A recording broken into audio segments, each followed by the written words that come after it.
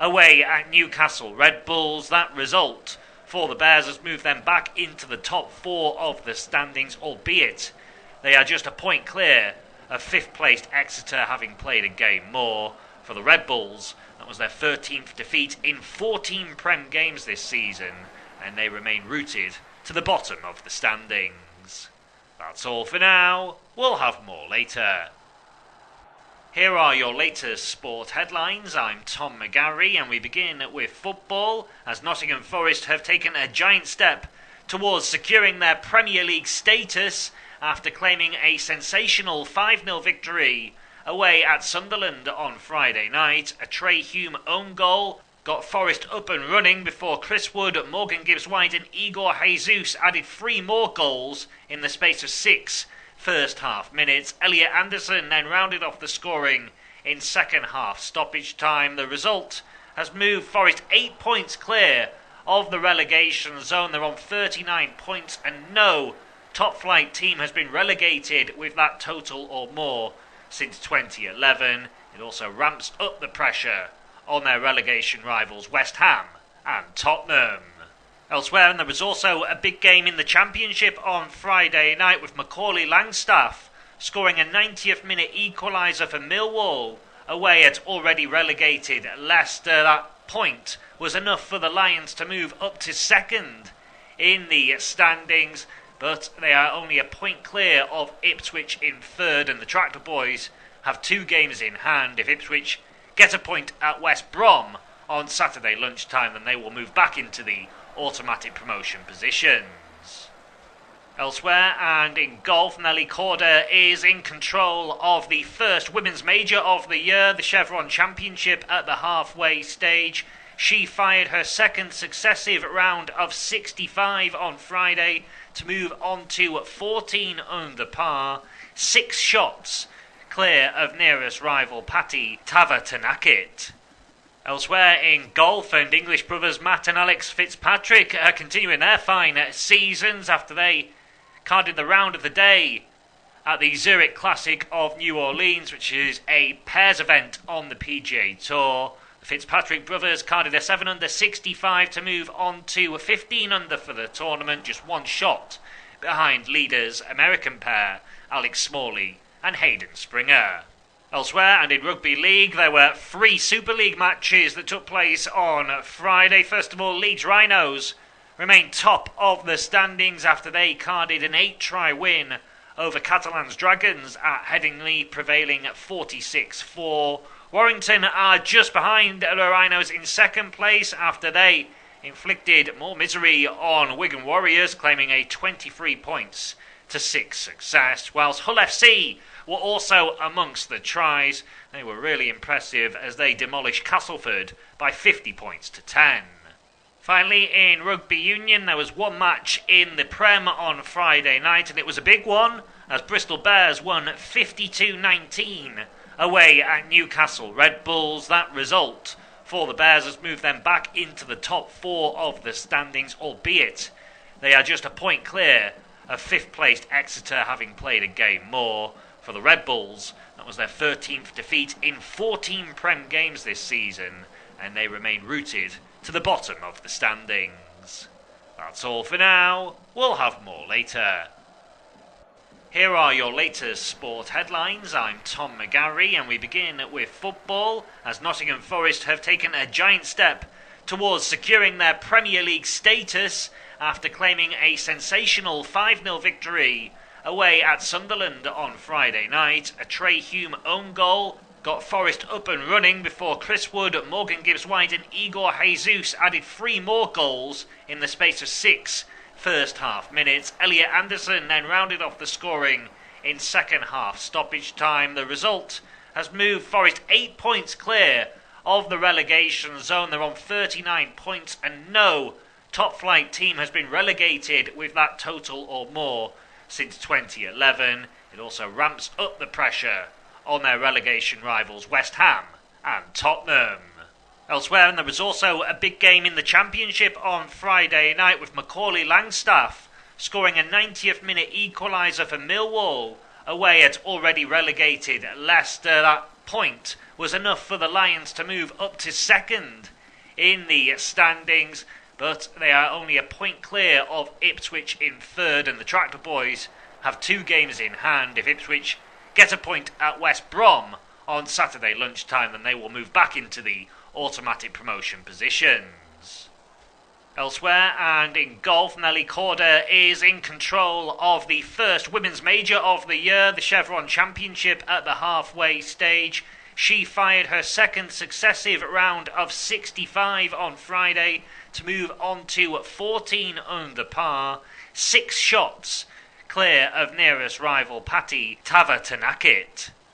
Elsewhere in golf, and English brothers Matt and Alex Fitzpatrick are continuing their fine seasons after they carded the round of the day at the Zurich Classic of New Orleans, which is a pairs event on the PGA Tour. The Fitzpatrick brothers carded a 7 under 65 to move on to 15 under for the tournament, just 1 shot behind leaders American pair Alex Smalley and Hayden Springer.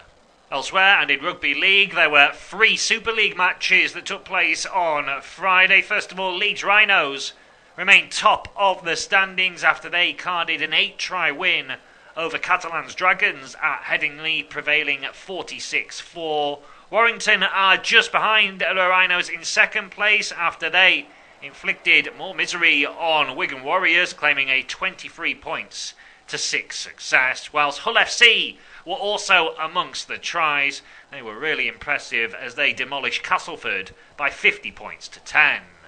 Finally, in rugby union, there was 1 match in the Prem on Friday night, and it was a big one as Bristol Bears won 52-19 away at Newcastle Red Bulls. That result for the Bears has moved them back into the top 4 of the standings, albeit they are just a point clear of 5th placed Exeter, having played a game more. For the Red Bulls, that was their 13th defeat in 14 Prem games this season, and they remain rooted to the bottom of the standings.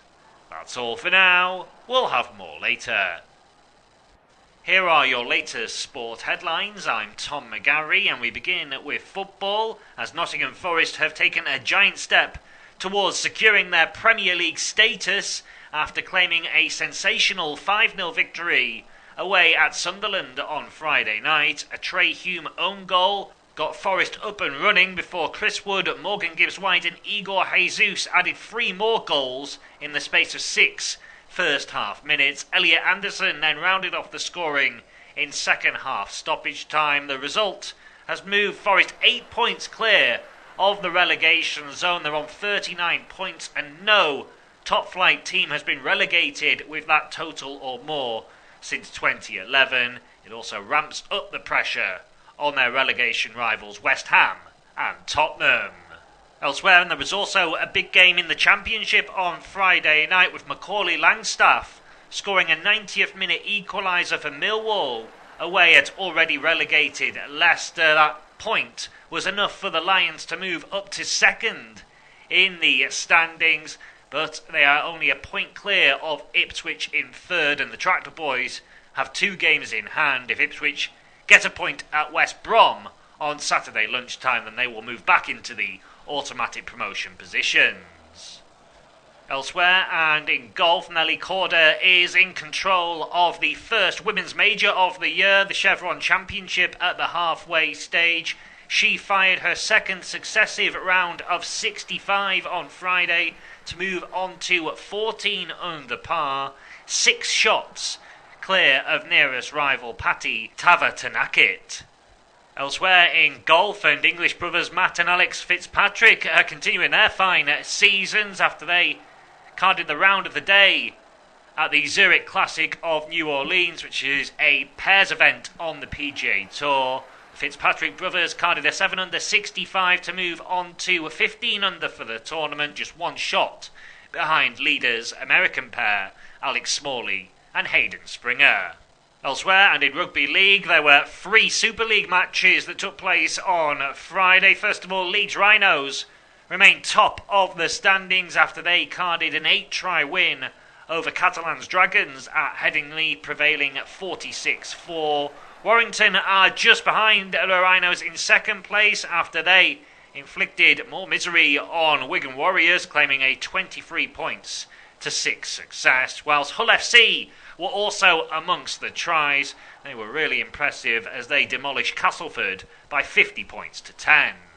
Finally, in Rugby Union, there was one match in the Prem on Friday night, and it was a big one, as Bristol Bears won 52-19 away at Newcastle Red Bulls. That result for the Bears has moved them back into the top 4 of the standings, albeit they are just a point clear of 5th placed Exeter, having played a game more. For the Red Bulls, that was their 13th defeat in 14 Prem games this season, and they remain rooted to the bottom of the standings. That's all for now. We'll have more later.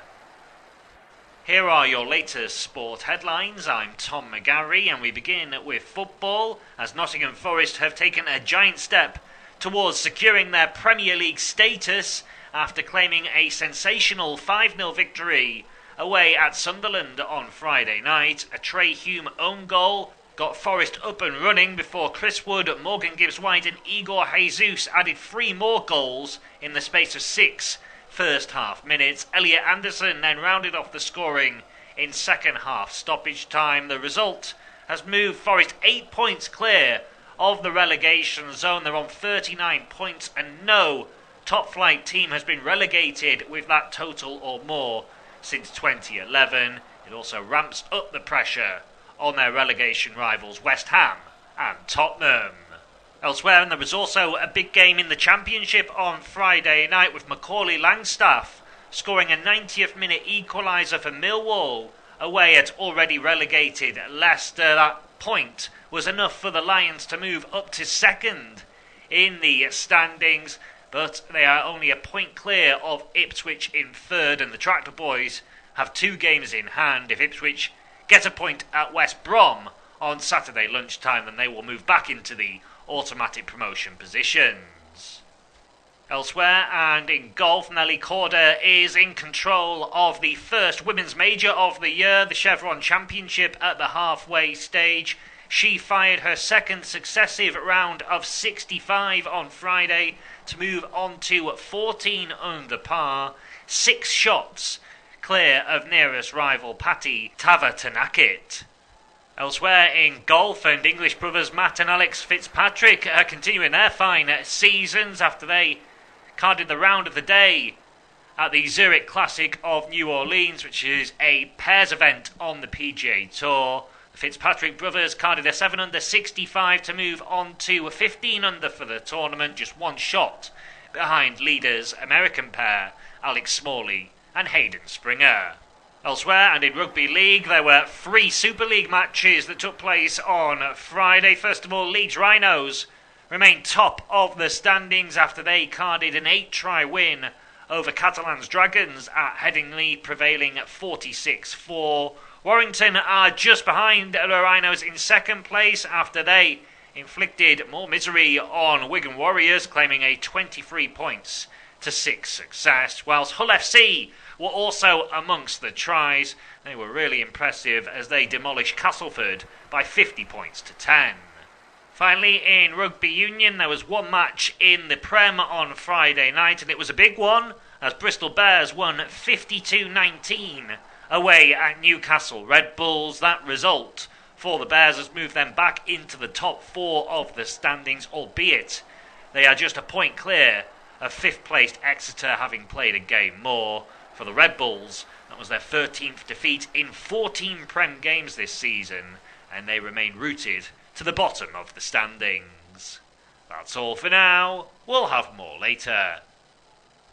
Here are your latest sport headlines. I'm Tom McGarry, and we begin with football, as Nottingham Forest have taken a giant step towards securing their Premier League status after claiming a sensational 5-0 victory away at Sunderland on Friday night. A Trey Hume own goal got Forest up and running before Chris Wood, Morgan Gibbs-White and Igor Jesus added 3 more goals in the space of 6 first half minutes. Elliot Anderson then rounded off the scoring in second half stoppage time. The result has moved Forest 8 points clear of the relegation zone. They're on 39 points, and no top flight team has been relegated with that total or more since 2011. It also ramps up the pressure on their relegation rivals.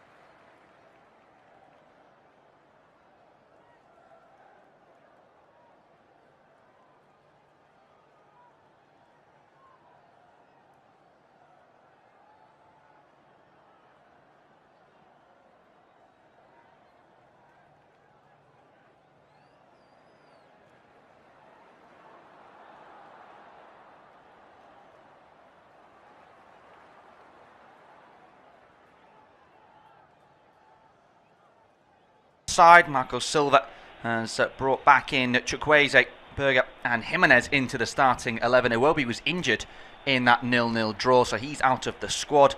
Muniz and Kenny drop to the bench. They host an Aston Villa team who are tied on points with Manchester United in third and only need 6 more points to guarantee themselves Champions League football again next season. They've made 4 changes from a 4-3 victory against Sunderland last time out. Onana's not in the squad this afternoon. Maatsen, Mings and Barkley drop to the bench. In come Torres, Digne, Buendia and Bogard. It's myself, Tom Wilson, joined by Steve Pearson for this one as the game gets underway. Fulham go from left to right for the opening 45 minutes. It's the all-white strip for them against the usual claret and blue of Aston Villa. Early attack here for Fulham. Ball on the right-hand side. Wilson trying to make an opportunity for himself, but Buendia back there able to defend, and Aston Villa will get control of the ball for the first time this afternoon. Well, Fulham out of form, but still, Steve, within a chance of European football, and Aston Villa just need to keep playing the way they have been in recent weeks to make sure that they get Champions League football once again. Yeah, we're just talking off air, weren't we? You forget the top 2 are there in their own league, and then everybody else is fighting for whatever's left on the table.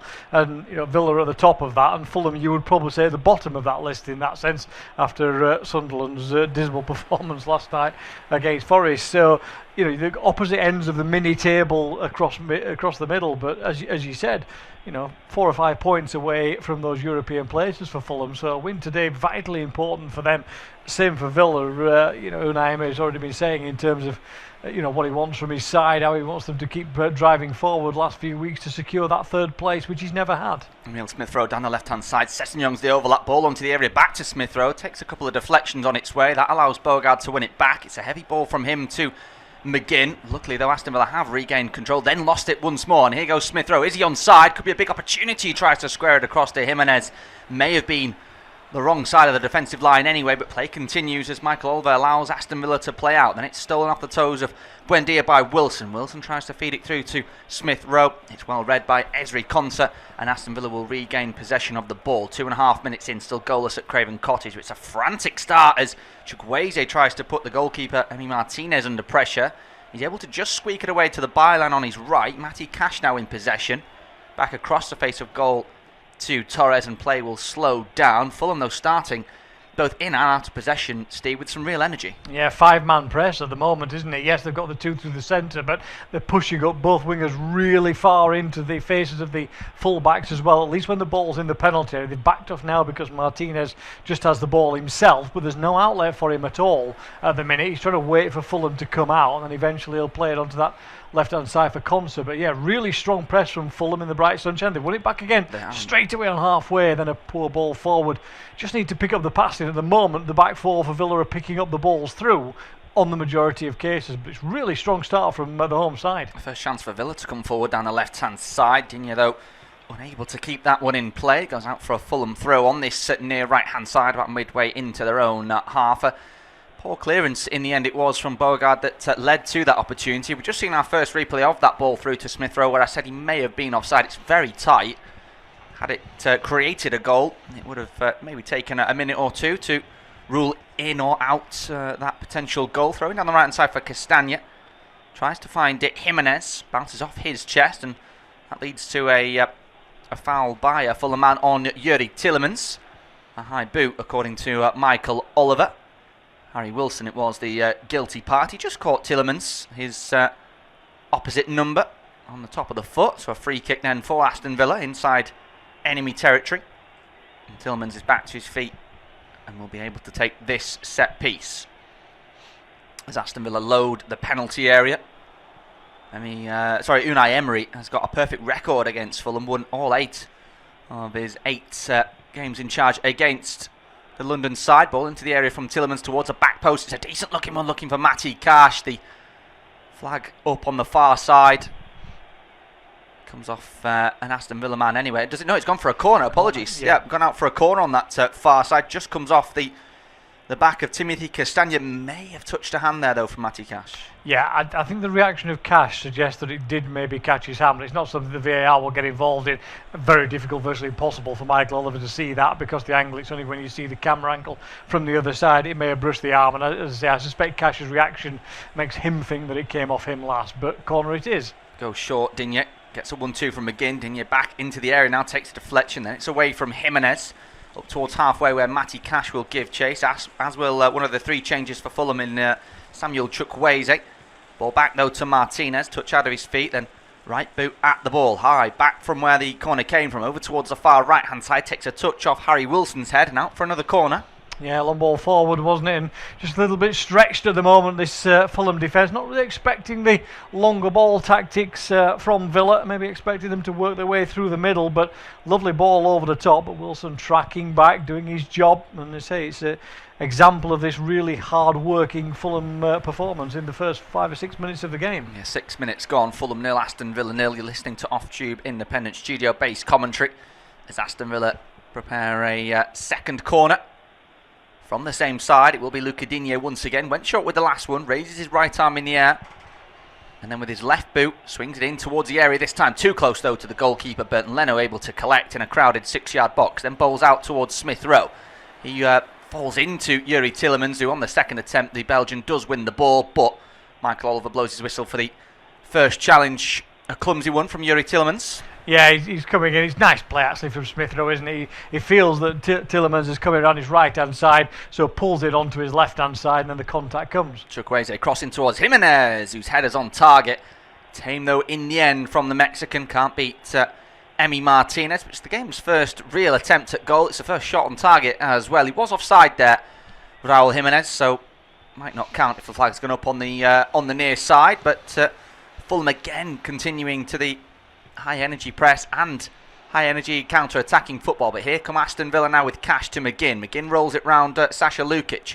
Plays it in towards Yuri Tielemans in the centre circle, then over halfway. Here's Watkins, edge of the area. Ollie Watkins trying to create a shooting opportunity. Off his toes now is Emi Buendia, who pulls the trigger. That's off target. Out of play for a goal kick. 7 minutes in though, Fulham 0, Aston Villa 0.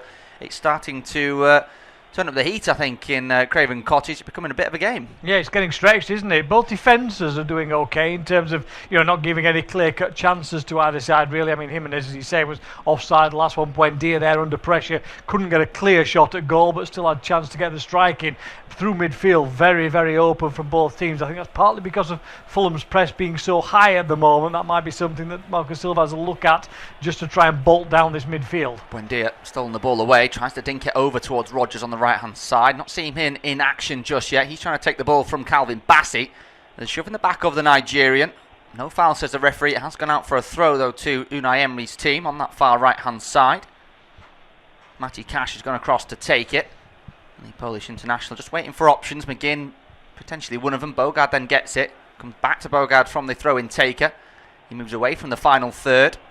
Crowded out there by Emil Smith-Rowe and Raul Jimenez. Has to go back towards halfway where Konza plays it across to the Spanish centre-half Torres into the feet of Buendia. Tight on his back was Sasha Lukic.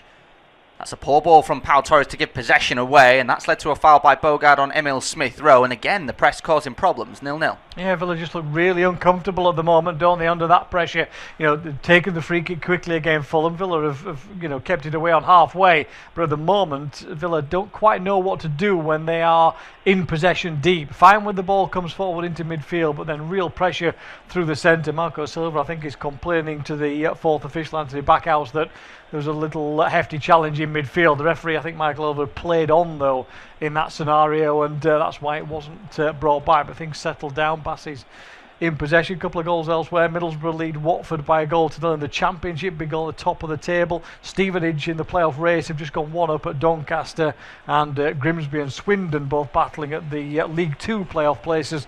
Grimsby with an early lead from the penalty against Ian Holloway's Swindon side. Here's Rodgers, tries to find Bogart, potentially a high boot there as Chukwueze had gone in with his head. Referee right on top of that one, and that will be a free kick to Fulham just inside Aston Villa's half. It's 10 minutes into the game. Fulham 0, Aston Villa 0. Free kick then for Marco Silva's side. 12th in the Premier League coming into today. Only 4 points off the top 7 though, which is the current Europa League position. But as I mentioned at the start of the game, it's been poor form for Marco Silva. 17th in the 5-game form guide. Only Spurs, Burnley and Chelsea have been worse. They've failed to score in 4 of those 5. Here's Wilson from the free kick. Takes a shot at goal. It takes a deflection which removes all the sting from that effort. And Emi Martinez is able to collect it. He's not able to bowl out as quickly as he wanted though, as Jimenez was still inside the area blocking a potential throw out. He has now found a man in cash, but ball's given away. Here's Sasha Lukic, the edge of the area. Shot on target. And again, it's saved by Martinez, but the sloppiness in possession at the back, particularly from Aston Villa, continues. Yeah, Martinez making the point to people. He's losing possession all the time. If Villa try and go through the middle, they drop out somewhere along the line before they get to the halfway line. They're lucky there. It's a really poor finish from Sasha Lukic. But look at the space then in behind. If Villa can break away from that first press, there is lots of space to exploit. Here's Watkins, edge of the area, right-footed shot on target, and it stings the gloves of Leno, but he's able to hang on. It's a first effort though for Bernd Leno to collect. Fulham 0, Aston Villa 0. End-to-end stuff 11 minutes into the game at Craven Cottage. And as you mentioned, Steve, if they get an opportunity to come forward, Aston Villa, well, we know they can be dangerous, don't we? I mean, they've scored 8 goals across their last 2 games. The efforts from both sides so far, though, have been a little bit tame, a little bit comfortable for both goalkeepers. Yeah, and the problem is for Villa is defensively they've been poor over recent weeks as well. Conceded at least 3 in 3 of their last 4 Premier League games. So yes, it's entertaining from a neutral's point of view, which this game is absolutely. But from a defensive point of view from Villa, this is not looking good. It looks like the other games where it's a little bit basketball, a little bit we'll score more than you kind of attitude. And yes, that's fine sometimes, but as a theory and a philosophy across a number of games, it tends to come back to bite you at some point. 12 minutes gone, Fulham 0, Aston Villa 0. Lovely sunny day across the UK, and that's no different at Craven Cottage by the looks of it this afternoon. Fulham with a free kick. They've taken it quickly and short inside their own half. Our off-tube independent monitors just showed Thomas Tuchel, the England manager, in attendance this afternoon. Ollie Watkins, more than most, you feel, will potentially be under his watchful eye. But of course, Emil Smith-Rowe, a former England international. Ryan Sessegnon, uncapped, but of course can play for England as well. Ezri Konsa as well, of course, and Morgan Rogers on Unai Emery's side. So plenty for Thomas Tuchel to watch over this afternoon. Ollie Watkins scored against Fulham in the reverse fixture earlier on this season. A 3-1 win for Aston Villa in September.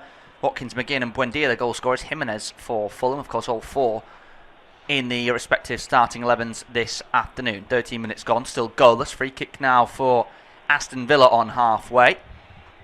It's one of those presses for Fulham, Steve, isn't it, where if they don't win the ball initially, it can lead to scrappy little fouls in midfield, and they're happy to make them. Lukic in particular has been happy to make them, because if he doesn't, they do get through, they do get into the back four, and chances can be created much like the Watkins one. Yeah, and they've won it back again here. Villa giving it away almost straight away, having had a free kick on the halfway line that they played short and Fulham straight onto them. Be interested to see how much energy Fulham can keep up, though. This is very high intensity to be able to play across a 90 minutes. So at some point you feel that pressure's got to drop, but for the moment, no need to, because it's causing Villa all sorts of problems. But as you say, the issue comes in midfield. If Lukic gets a booking or somebody, or Berger does in there as well, then that attitude might change, you feel.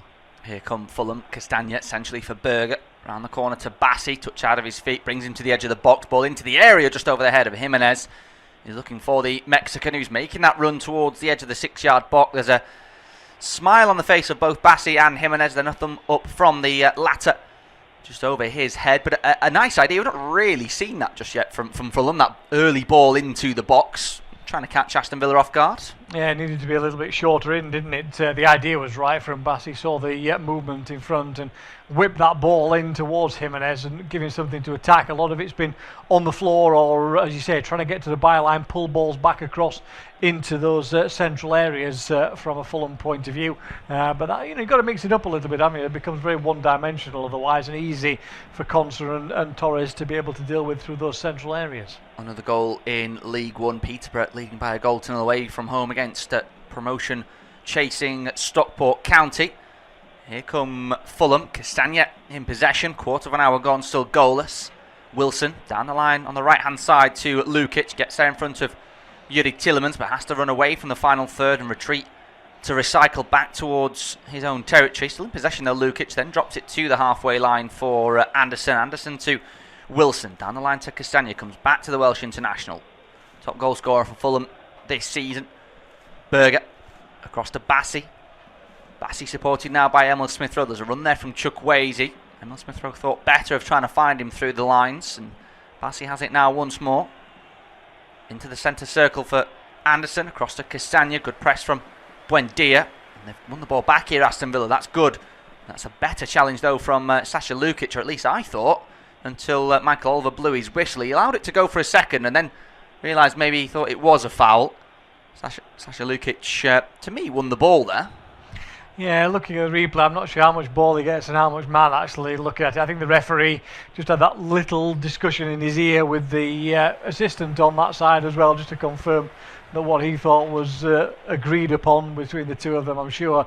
Looking at the replay, I think it is a foul. Marco Silva's having a whinge about it, but it looks like Lukic gets more leg of Buendia. Buendia makes the most of it, let's put it that way. But I do think it was a foul. Slow start from Aston Villa, though, it's got to be said, in this one. They're giving the ball away again. It's a brilliant press from Lukic. His touch on the ball, though, is too heavy. Tielemans is able to win it back. He goes round the corner under pressure from Smith-Rowe to open up. Rodgers has made a run. The ball doesn't find him. It comes to Bogard instead. He will now play it into the feet of Morgan Rodgers. 1-2 between the pair of the Aston Villa midfielders. Bogard then goes backwards to Konsa, and it's all been slowed down. Villa just over halfway. 16.5 minutes gone, 0-0. Here's Torres. Back in field for Tielemans. Tielemans turns towards halfway for Konsa. Safe possession so far for Unai Emery's side, who of course play Nottingham Forest on Thursday in the Europa League semi-final. They'll have one eye on that. Unai Emery potentially with one eye on that with his changes. As I mentioned, 4 ahead of this one. Barkley, Mings and Maatsen drop to the bench. Unai are out of the squad. Buendia, Bogard, Digne and Torres. Here goes Watkins down the left-hand side. Gets an underlapping run, but he can't find his teammate because he's been harried by Joachim Anderson. And too much, according to Michael Oliver. That'll be a free kick. Yeah, he just got his arms round in the Anderson, and that was kind of the end of that as far as Michael Oliver concerned. He had a couple of nibbles at the heels of the Villa man, but again, it's a decent position for a free kick into the area, but you've got to really pump something into the box here from Tielemans. He's tried a couple going really wide towards Cash. Be interested to see if he maybe nips one in towards the near post area and lets Watkins and Buendia attack this one across the front of the defenders. Tielemans raises his left arm in the air. A watchful eye on that line just to make sure he times this ball into the area perfectly, and it comes from his right boot, high lofted towards the back post. Not sure that was the intended target. As Jimenez battles for it with Cash on the byline, and there's a man down there in Matty Cash who has a little bit of a look towards Michael Oliver. Well, Jimenez exits the scene as quickly as possible. Scrappy, but probably not a foul. No, which free kick do you want Michael Oliver to give? Do you want him to give the foul by Cash or the grappling by Jimenez? Take your pick, really. Referee all day long is just going to go, no, you're both at it. Just get off the floor. To be honest, I'm fine with that decision. As I say, unpick it whichever way you want. Whichever supporter side you are, you'll tell me it's their free kick. Let's put it that way. Even the Fulham fans behind the goal there were not sure which way that was going. There was some concerned looks on faces. Here's Bassey in possession. 18 minutes gone. Fulham 0, Aston Villa 0. You're listening to Off Tube Independent Studio-based commentary. The stats might not show it, but it has been a pretty exciting start. Just the 5 shots in total, only 3 on target, and all 3 of them have been pretty comfortable saves, it's got to be said. But here come Aston Villa. Buendia over halfway, forward to Watkins. That was the wrong ball. It's poked off his toes by Anderson. And now here's Sander Berger. Goes backwards under minimal pressure to Bernd Leno. Raises both arms in apology as he maybe had more time than he realised. Now here's Bassey, forward to Smith Rowe. Berger between the midfield and attack for Fulham. Harry Wilson on the right-hand side, back midway through opposition territory, just finds Chukwueze, back to Wilson. Chukwueze, though, is offside. That'll be a free kick, and that's wasteful. Yeah, it was. He'd gone early, hadn't he? I think he set off for the pass-through, and it didn't quite come in time. Excuse me, and then he was stuck in that forward position. See it again here. It's a little bit tighter because of the full-back Dinier coming back, but I do think that the assistants got that spot on as the ball comes back away from the penalty area. He puts the flag up because that passage of play appears to have ended. So, yeah, quite right decision. But again, looking for those gaps. Villa are pushing the back 4 up.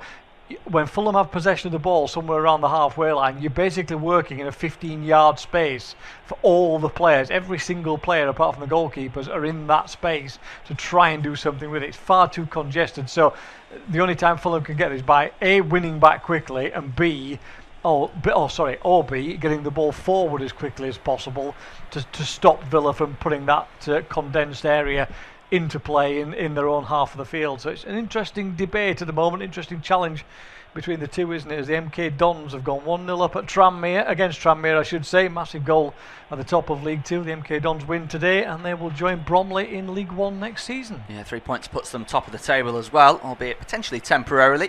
20 minutes gone in our game, Fulham 0, Aston Villa 0.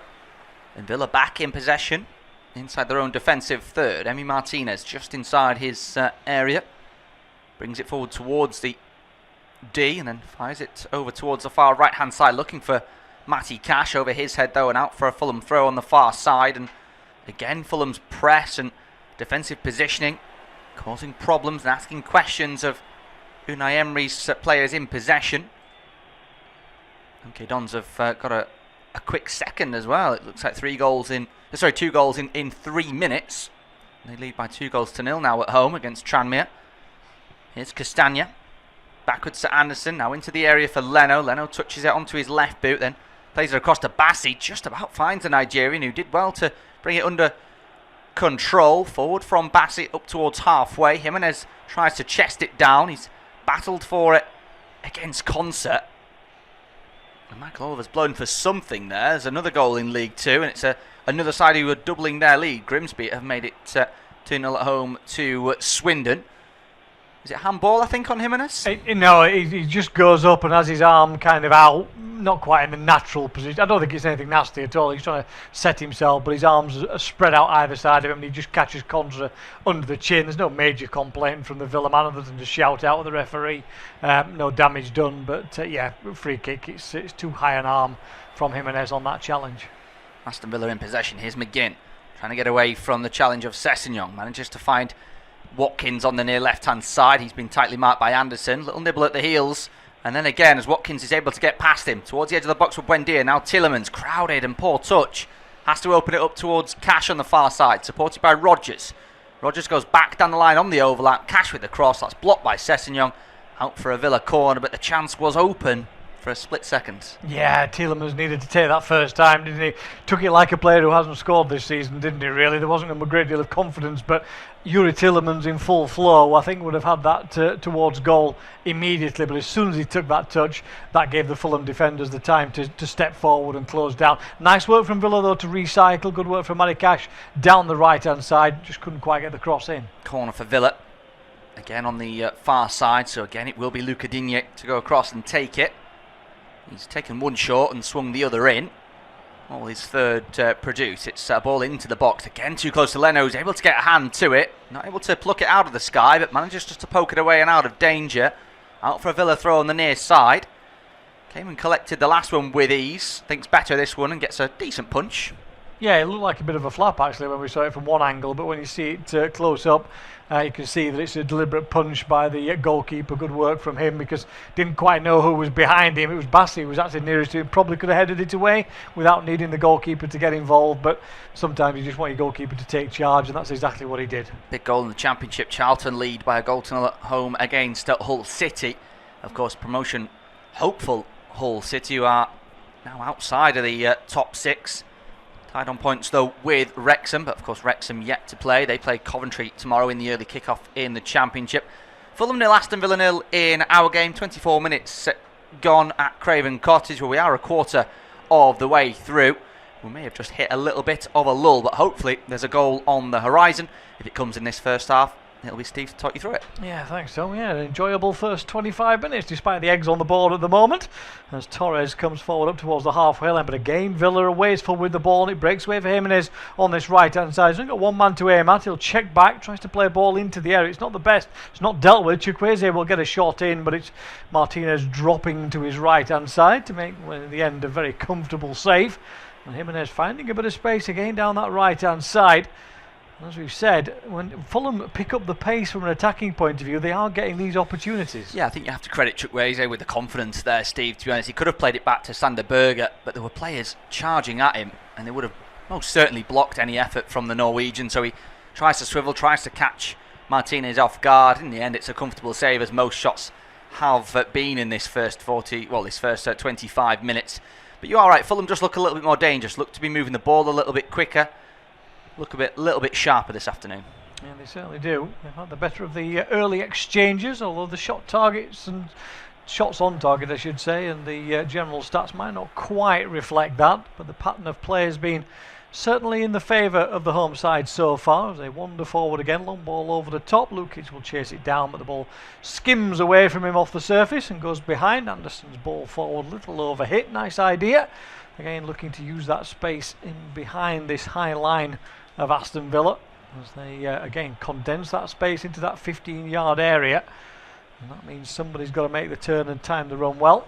Lukic did that time, but he couldn't get on the end of the ball, as Martinez will give his side a bit of a breather here. I mean, Martinez has done this a couple of times so far, not wasting time as such, but just trying to take a little bit of the heat out of the afternoon in the glorious sunshine around Craven Cottage, as his clearance goes all the way through to Bernd Leno at the other end of the field, and has plenty of time to wander across his penalty area before he will get one down, making his 146th consecutive appearance in the Premier League for Fulham.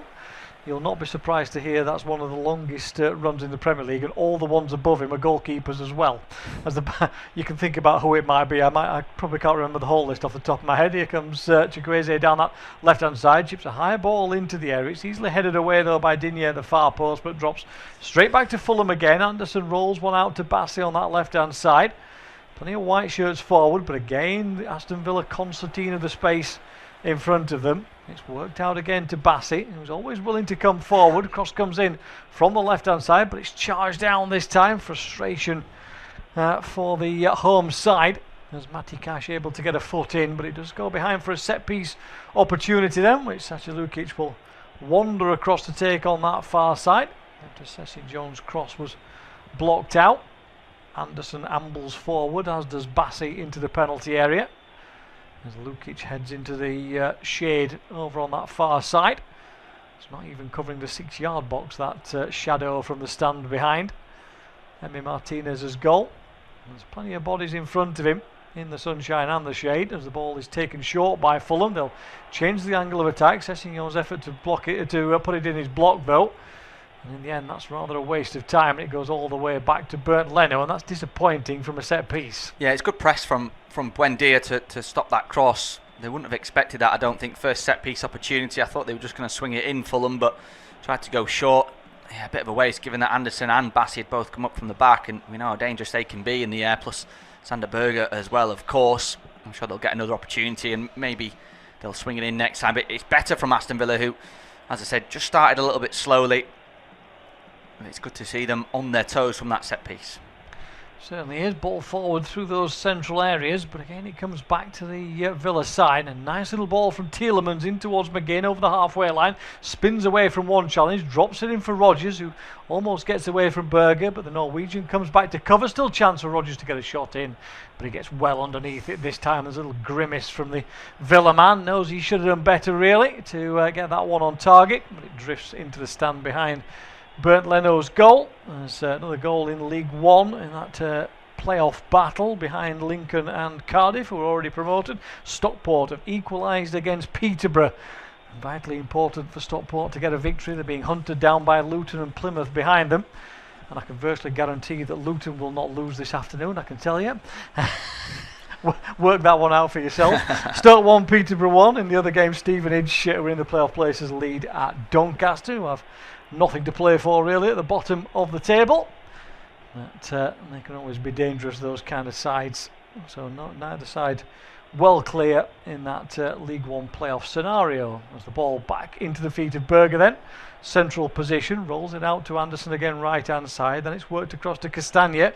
Not really seen him getting forward so far. There's been plenty of movement from Sessegnon down the left hand side, but Castagna predominantly sitting in down the right as he gets the ball back again, but he's forced back by Buendia towards the halfway line. You can feel there's a concern from Fulham about Buendia because Castagna is just almost man-marking him in that sense out of possession. Yeah, and of course that front line for Villa is so fluid, isn't it? I mean, besides Watkins, the three behind him, McGinn, Buendia and Rodgers and Tielemans as well, they can all switch positions, so they have to be careful, Fulham, and set up with a real structure at the back. Don't just try and, as you say, go flying forward, both fullbacks. You have to be careful because Villa have looked lively on the break. But yeah, Buendia more than most just loves to move around, so often gets a free roll really, doesn't he? Since he's changed Unai Emery from that traditional sort of 4-4-2 that he played, moved back to a more 5 in midfield, that has allowed Buendia to be a little bit more open, a little bit more free. Yeah, we reached the half-hour mark then, with the game still goalless, but not through a lack of effort from either side. Both goalkeepers called into action, but all regulation training ground stuff really, rather than anything dramatic from Bernd Leno or Emi Martinez. But it's an enjoyable encounter, nice and open for the neutrals like myself and Tom watching this game. As the ball is up for Rodgers, tries to flick it on again. Anderson gets there first, though, up towards the halfway line. Bogard gets first touch on it for Villa, though. And eventually it's worked back to Torres on the halfway line. Comes forward, he wants to play an angled ball, but he can't find an outlet, and then he overhits it rather dramatically towards Digne. It's way over the top of the Frenchman. No chance of getting to that one, and Pau Torres, I think he just had a call from Unai Emery behind him. The glance over his shoulder suggests that there was some form of response there from his manager, because there have been one or two situations, particularly for Villa, where that last pass, trying to exploit something, is just not working. Yeah, well, the press has been good from Fulham, hasn't it? And when they have had an opportunity to play it quickly, Villa, it's only really able to go over the top or out wide. They haven't been able to play quickly through the line because I think the position has been so good from Fulham, and that's maybe 3 times now that the ball's been overhit.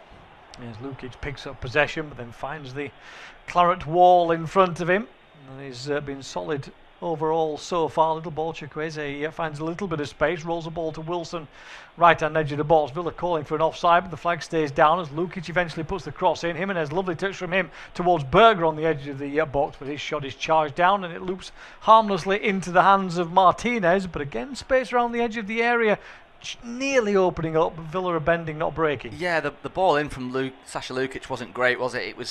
It was mishit, it was behind Jimenez, but it was because it was mishit, I think he was able to get there. The defenders didn't really want to move out of position to try and clear it. Jimenez brings it down, but as soon as he takes that second touch, you almost know that the chance is gone, Steve, because that just allows the Villa players, as you said, there's a wall of them. The wall wasn't there when he made that first touch, but as he made the second, they closed in on him. Even if he played it back to the edge of the area to Chukwueze at the first touch, you feel that it's going to get blocked. They've lost possession again there, Villa. I mean, luckily it's gone out for a throw-in for themselves, but that midfield battle, they're losing that, and I think that's been the difference so far. And the midfield on paper for me of Aston Villa is stronger. Buendia, Tielemans and Bogard, the 3 central midfielders, McGinn of course supporting, Rodgers supporting, but the Fulham midfield is just working harder, particularly Sasha Lukic. We know how many yellow cards he gets, and I'm sure he probably won't be far away from one today, but he's getting right up behind some of these Villa midfielders when the ball's been played into them, and that's the difference. Yeah, absolutely. It's a good performance defensively overall from Fulham in this game. Villa at the moment not finding the answer to it particularly. As Matty Cash makes a good run there, Conser was taking a free kick. Matty Cash made a run down the right. He was in masses of space, but Conser was facing the other way. He heard a call, and by the time he looked round, the opportunity had gone. But Villa in possession, but again they try the ball across the middle. Again the challenge comes in, this time from Sessegnon on that left-hand side, who's coming in quite central. He's man-marking McGinn in a similar way to on the other side Castagne and Buendia, but here's a ball over the top. Might be some space for Rodgers to get into. The flag stays down on that far side. Rodgers left-hand edge of the penalty area, steps inside onto his right. Can he get room for a shot? Works his way all the way across. Strike comes in, inches wide. Lovely movement from Rodgers across the penalty area. Gets the shot in, but it skims inches away from the left-hand upright. Yeah, it starts with McGinn, who, as you mentioned, the job is being done on him by Sessegnon, but he gets the better of him on this occasion, does the Scottish international. It's a first-time ball round the corner, and what happens when you do have that man-to-man press, Steve, like they're playing with Fulham, is if you can beat that press, then it's open, isn't it? It's 2v2. The ball goes to Rodgers. He's got Watkins in support. There's only two back there for Fulham initially, and when he moves in field, he gets away from Wilson. You're just waiting for the back of the net to be hit. Just goes wide though. Leno may be beaten. Yeah, it should have hit the target. If you're being critical, you expect the high standards of these Premier League players.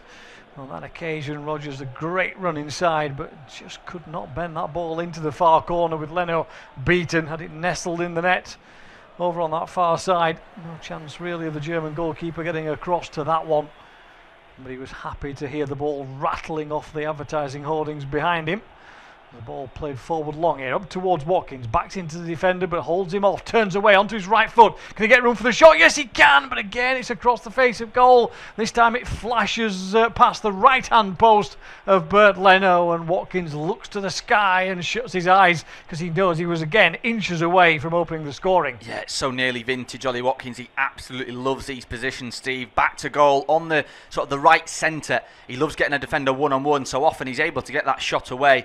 Just the wrong side of the post. But that's the best we've seen from Ollie Watkins so far. He's largely been starved of possession. They are seeing a little bit more of it now in that final third. I think that's coinciding with maybe just a drop in energy from Fulham. You made the point probably about 15 minutes ago. Now, how long can this energetic start from Fulham? How long can this energetic press continue? I think 10 minutes to go before half-time, we're just seeing a drop in energy now. We're just seeing that press dissipate a little bit. Villa are getting a little bit more of the ball, but that's two fairly big chances for Aston Villa in about 2 or 3 minutes. Yeah, 10 minutes to go to the break, and we locked at 0-0 as camera focused in on Thomas Tuchel again after those efforts from Rodgers and from Watkins. Ball forward up towards Jimenez, turns inside. Is he brought down? Yes, says the official. Buendia it was coming back. He got himself in a tangle with the Fulham striker. Referee Michael Oliver right on the spot. Have a look at the replay again. Yeah, there's a little bit of a dragging foot from Buendia. Takes the ankles of Martinez away. So a free kick to Fulham in a very good position, almost on the edge of the D, in front of the penalty area. Jimenez, of course, be at the World Cup, won't he, with one of the host nations, Mexico. It's that time of the year as well where injuries, they must be in the back of some of these players' minds, and maybe that has sort of played into the slow start from, ironically, Aston Villa, but of course Fulham now with the opportunity to open scoring. But yeah, good feat from Jimenez, and I think Buendia is a little bit unlucky just to leave that trailing leg in. Absolutely. Fulham have struggled to score in the first half. Only 4 goals on the board for them, level with only Wolves in terms of goals in the Premier League in 2026 since the turn of the year. But good free kick opportunity here, as McGinn will be the draft excluder. The captain lies down behind the 4-man wall. Jimenez and Wilson are the two who are over this. As they wait to come in, Wilson will take it. It's blocked by the wall and easily cleared away. Not totally though. It comes back to Sessegnon over onto that left-hand side. Still plenty of white shirts forward, but good press again from Aston Villa forces the home side to go back. Little chip ball over the top. Sessegnon, as he stays on side, pulls it back across. Oh, second chance. It was blocked away. Jimenez reacts to it. It hits the outside of the post and comes back to him. But the flag had gone up for the ball across in the first instance, so it wouldn't have counted had it gone in. I did think Sessegnon had gone offside. It's tight, but his lean suggests he's off. Yeah, he might just be off. It's a brilliant ball, though, over to him. And equally, Steve, the cross into the box from Sessegnon is pretty much perfect because he hits it on the volley. And when you put it into that sort of area with players tracking back and attacking players moving into position, if that hits anyone, it can go into the back of the net, whether you intend it to or not. It hits Torres, and luckily for Villa, it does fall to a Fulham man. But as you say, Jimenez in that sort of position probably isn't going to score. Flag goes up anyway, but that is the best we've seen of Fulham maybe in the last sort of 15-20 minutes. Yeah, just seen Unai Emery on the sideline. He was obviously shouting to something, but it looked like he was just singing la la la to himself, which is slightly strange. But anyway, he's obviously trying to make a point to somebody, not happy about something in across that side from midfield, I would suggest, with the angle that he was looking across the field. But Villa back in possession on the halfway line. Again, no battling for it, and he's crowded out of it in the end. Chukwueze comes away with it into Jimenez, but his pass goes astray. And forward comes Rodgers. He should have found Watkins, but instead he finds the defender, Joachim Andersen. There was a gap down that left-hand side, but Villa failed to exploit it this time. And Fulham win by possession and just try and settle things down. And one or two players just saying, OK, let's just get a little bit of control back here. It's all getting rather frantic in midfield. Berger in possession, just saying, OK, let's just settle it down. Let's get a little reset in here. As Villa have started to get a bit of space, but here's some room down the right-hand side for Jimenez to attack. First time cross from him into the area, goes all the way over onto that far side. Still white shirts forward if they can get the cross in from that left-hand side with Smith Rowe. Threads a pass into the central areas. Chukwueze tries to pull it back across, but it's blocked out. Spins into the hands of Martinez, who flops on it gratefully. And with just over 5 minutes to go in this first half, or the first 45 at least. It is Fulham 0, Aston Villa 0, but just again, that ball over the back that they've tried a couple of times into this right side channel, Fulham, starting to get a bit of profit to it. Yeah, and the second pass from Jimenez in the move is pretty good as well. Fires it into a dangerous area. Unfortunately, that's where you want the Mexican. It's not where you want the Mexican crossing the ball into, is it? That's the sort of position that a striker would be running it onto. But you're right, that ball over the top, whether it be left or right of the Aston Villa back four in the last sort of 5 minutes, has nearly provided dividends, once to Sessegnon and then this one to Jimenez. So they've found a little bit of fortune with that ball over the top. Yeah, ball forward up towards the halfway line, but Villa cannot keep possession of it, and it's one straight back. Smith Rowe's brought down. Villa claim a handball. Referee agrees. Before the challenge came in from Matty Cash, it will be a free kick, which is taken quickly. Again, they were looking for Watkins, but referee not happy that it was either taken from the wrong place or the ball was rolling. Not quite sure which. The camera had panned away to a wider shot on that occasion, but the ball will come back for Villa to have another go from that one. As you see a replay of Smith Rowe's handball, pretty obvious as he punched the ball away to try and control it over on that left hand side for Fulham. Villa have taken the free kick short. I'm never sure that's the best option with this Fulham press in the first half, and they've gone all the way back to Martinez. And has to take it first time downfield. It's headed across by McGinn, but just into a space where there's no claret and blue shirts, and it's picked up on halfway again as Wilson then is brought down by Buendia. And I think there's an accidental clash, I think, with Buendia. Just catch Wilson as the two of them fall over. And I think that was momentum. Definitely a foul, absolutely no question about that. But then Buendia loses his footing and falls backwards. Unfortunately, catches the back of Wilson's head, but there's nothing malicious in that. No, it's a free kick, isn't it, from the push, but nothing really on the coming together after that. Yeah, it's either brave or naive, isn't it? Depending on if you're a glass half full or half empty kind of guy. Aston Villa playing out from the back, because Fulham's press, although it did drop off for about a 10-minute period, it has now regained, and that they are causing problems. Villa continue to look nervy with the ball at the back, which is so unlike them. Yeah, it is a little. It's unusual, certainly. And Emery will have some work to do at half-time. He has won all 8 Premier League games against Fulham, though, so he's got a good record against this Fulham side, strangely enough. But at the moment, his side struggling to get a full foothold in this game, but they have had chances. Probably the 2 best chances of the game, actually, have fallen to Villa players, but both efforts flashing just past the post either side of Bernd Leno. As the ball comes into those central areas, it's worked out to Castagna on this right hand side. He's got space to run into this time, well into the Villa half before he finds a defender, lifts the ball in towards the far post, header comes in, good save, comes back out, and it's forced home, and Fulham have the lead. Lovely finish from Sessegnon, came into the penalty area, backing up those in front of him. He was Johnny on the spot as the ball bounced back out from the first header, and Fulham take the lead by 1-0. Well, you have to credit Timothy Castagna here. here, Steve, for his momentum driving that ball forward. He gets it from Chukwueze, who actually has to poke it through the legs of a Villa player to find him. It's that sort of ball into the area from a position which Alexander-Arnold of Liverpool sort of made his trademark, really, before he went off to Real Madrid, driving into that sort of centre-right space and then swinging a ball in early towards the, not quite the back post, it's sort of the centre of the area. It's a good header down, isn't it, from Lukic initially, but then the follow-up, the rebound comes off Martinez, falls right into the path of Sessegnon. His only issue was trying to find a part of the goal that was open because there was two defenders and the goalkeeper on the line, but he manages to do so into the back of the net for a Fulham lead. I wouldn't say it's deserved. I wouldn't say it's undeserved either. It's been pretty open and either side really could have staked a claim for that opening goal, but it's come from the home side. He certainly has joy on the sidelines. You see the replays of the reaction from Marco Silva and his coaches over on that far side of the field. And Sessegnon, lovely finish from him as he rattles in for his 4th league goal of the season. Lovely finish. As you say, he took his time, got a bit of luck. It went through the legs of the defender on the line, actually, who was in front of him. But as he said, he didn't have much space to try and find where there wasn't a defender or a goalkeeper. It's that energy, though, isn't it, Steve? I mean, Yeah. they've shown energy in the press, Fulham, but equally, as soon as it's parried out there by Martinez, you look around and there's only going to be a white shirt that picks it up because they're the team that are steaming forward. The defensive line for Villa is there, but the midfield just didn't get back quickly enough. There's just a gap between the defensive line and the midfield, and Sessegnon's able to exploit that gap. He runs onto it, but there was 2 or 3 around in white shirts who could have maybe got on the end of it and hit it. Sessegnon in the best position, and as I say, no mistake. Yeah, absolutely, but a chance here for Villa. Long ball forward has flicked off the head of Wilson. It's gone behind for a corner from one end to the other, and therefore Tielemans will have the set piece opportunity from over on the left hand side. So with the right footed in swinger, there's 3 or 4 Villa players inside the 6-yard box as Tielemans lifts it in near post. Not a great one though, easily headed away by Wilson again this time.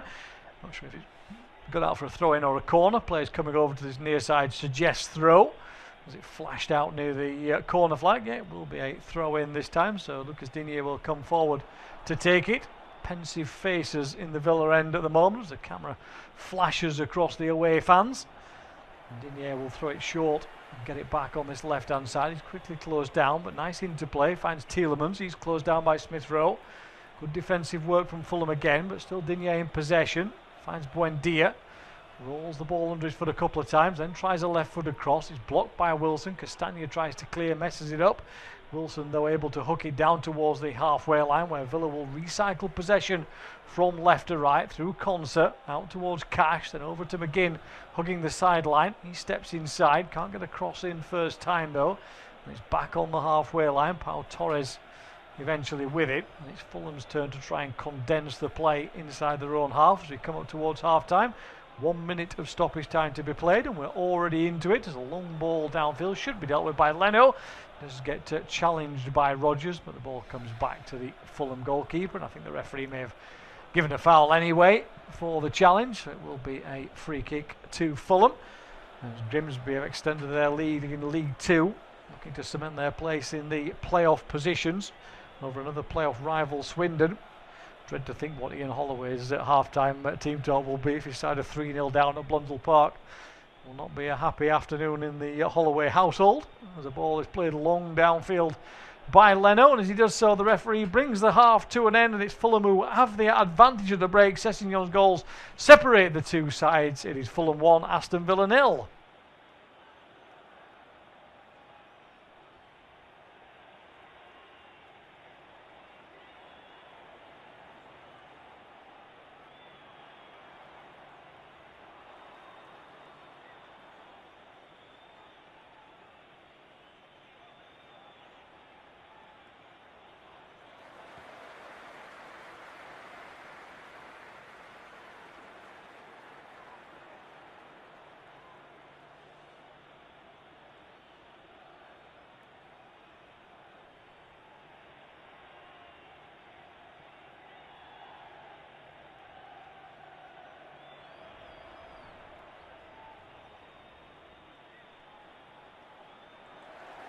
Half-time, Fulham 1, Aston Villa 0. Ryan Sessegnong's goal late on in the first half, the only thing to separate the two sides. Either team really could have staked a claim to say they deserved the opening goal, but it was the home side that got it, and you have to credit Timothy Castagna for that. Ball down the right-hand side after he'd driven into the opposition territory.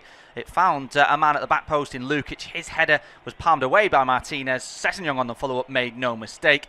Villa have had two opportunities, one through Watkins and one through Rodgers, but no dice. Half-time, Fulham 1, Villa 0.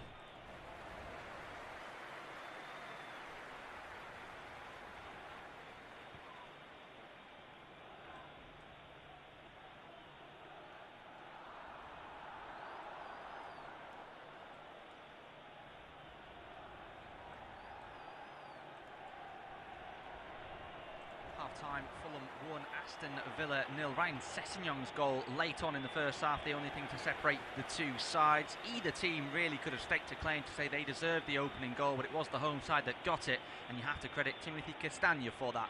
Ball down the right-hand side after he'd driven into the opposition territory. It found a man at the back post in Lukic. His header was palmed away by Martinez. Sessegnong on the follow-up made no mistake. Villa have had two opportunities, one through Watkins and one through Rodgers, but no dice. Half-time, Fulham 1, Villa 0. Half-time, Fulham 1, Aston Villa 0. Ryan Sessegnong's goal late on in the first half, the only thing to separate the two sides. Either team really could have staked a claim to say they deserved the opening goal, but it was the home side that got it, and you have to credit Timothy Castagna for that. Ball down the right-hand side after he'd driven into the opposition territory. It found a man at the back post in Lukic. His header was palmed away by Martinez. Sessegnong on the follow-up made no mistake. Villa have had two opportunities, one through Watkins and one through Rodgers, but no dice. Half-time, Fulham 1, Villa 0. Half-time, Fulham 1, Aston Villa 0. Ryan Sessegnong's goal late on in the first half, the only thing to separate the two sides. Either team really could have staked a claim to say they deserved the opening goal, but it was the home side that got it, and you have to credit Timothy Castagna for that. Ball down the right-hand side after he'd driven into the opposition territory. It found a man at the back post in Lukic. His header was palmed away by Martinez. Sessegnong on the follow-up made no mistake. Villa have had two opportunities, one through Watkins and one through Rodgers, but no dice. Half-time, Fulham 1, Villa 0. Half-time, Fulham 1, Aston Villa 0. Ryan Sessegnong's goal late on in the first half, the only thing to separate the two sides. Either team really could have staked a claim to say they deserved the opening goal, but it was the home side that got it, and you have to credit Timothy Castagna for that. Ball down the right-hand side after he'd driven into the opposition territory. It found a man at the back post in Lukic. His header was palmed away by Martinez. Sessegnong on the follow-up made no mistake. Villa have had two opportunities, one through Watkins and one through Rodgers, but no dice. Half-time, Fulham 1, Villa 0. Half-time, Fulham 1, Aston Villa 0. Ryan Sessegnong's goal late on in the first half, the only thing to separate the two sides. Either team really could have staked a claim to say they deserved the opening goal, but it was the home side that got it, and you have to credit Timothy Castagna for that. Ball down the right-hand side after he'd driven into the opposition territory. It found a man at the back post in Lukic. His header was palmed away by Martinez. Sessegnong on the follow-up made no mistake. Villa have had two opportunities, one through Watkins and one through Rodgers, but no dice. Half-time, Fulham 1, Villa 0. Half-time, Fulham 1, Aston Villa 0. Ryan Sessegnong's goal late on in the first half, the only thing to separate the two sides. Either team really could have staked a claim to say they deserved the opening goal, but it was the home side that got it, and you have to credit Timothy Castagna for that. Ball down the right-hand side after he'd driven into the opposition territory. It found a man at the back post in Lukic. His header was palmed away by Martinez. Sessegnong on the follow-up made no mistake. Villa have had two opportunities, one through Watkins and one through Rodgers, but no dice. Half-time, Fulham 1, Villa 0. Half-time, Fulham 1, Aston Villa 0. Ryan Sessegnong's goal late on in the first half, the only thing to separate the two sides. Either team really could have staked a claim to say they deserved the opening goal, but it was the home side that got it, and you have to credit Timothy Castagna for that. Ball down the right-hand side after he'd driven into the opposition territory. It found a man at the back post in Lukic. His header was palmed away by Martinez. Sessegnong on the follow-up made no mistake. Villa have had two opportunities, one through Watkins and one through Rodgers, but no dice. Half-time, Fulham 1, Villa 0. Half-time, Fulham 1, Aston Villa 0. Ryan Sessegnong's goal late on in the first half, the only thing to separate the two sides. Either team really could have staked a claim to say they deserved the opening goal, but it was the home side that got it, and you have to credit Timothy Castagna for that. Ball down the right-hand side after he'd driven into the opposition territory. It found a man at the back post in Lukic. His header was palmed away by Martinez. Sessegnon on the follow-up made no mistake. Villa have had 2 opportunities, one through Watkins and one through Rodgers, but no dice. Half-time, Fulham 1, Villa 0. Half-time, Fulham 1, Aston Villa 0. Ryan Sessegnon's goal late on in the first half, the only thing to separate the two sides. Either team really could have staked a claim to say they deserved the opening goal, but it was the home side that got it, and you have to credit Timothy Castagna for that. Ball down the right-hand side after he'd driven into the opposition territory. It found a man at the back post in Lukic. His header was palmed away by Martinez. Sessegnon on the follow-up made no mistake. Villa have had 2 opportunities, one through Watkins and one through Rodgers, but no dice. Half-time, Fulham 1, Villa 0. Half-time, Fulham 1, Aston Villa 0. Ryan Sessegnon's goal late on in the first half, the only thing to separate the two sides. Either team really could have staked a claim to say they deserved the opening goal, but it was the home side that got it, and you have to credit Timothy Castagna for that. Ball down the right-hand side after he'd driven into the opposition territory. It found a man at the back post in Lukic. His header was palmed away by Martinez. Sessegnon on the follow-up made no mistake.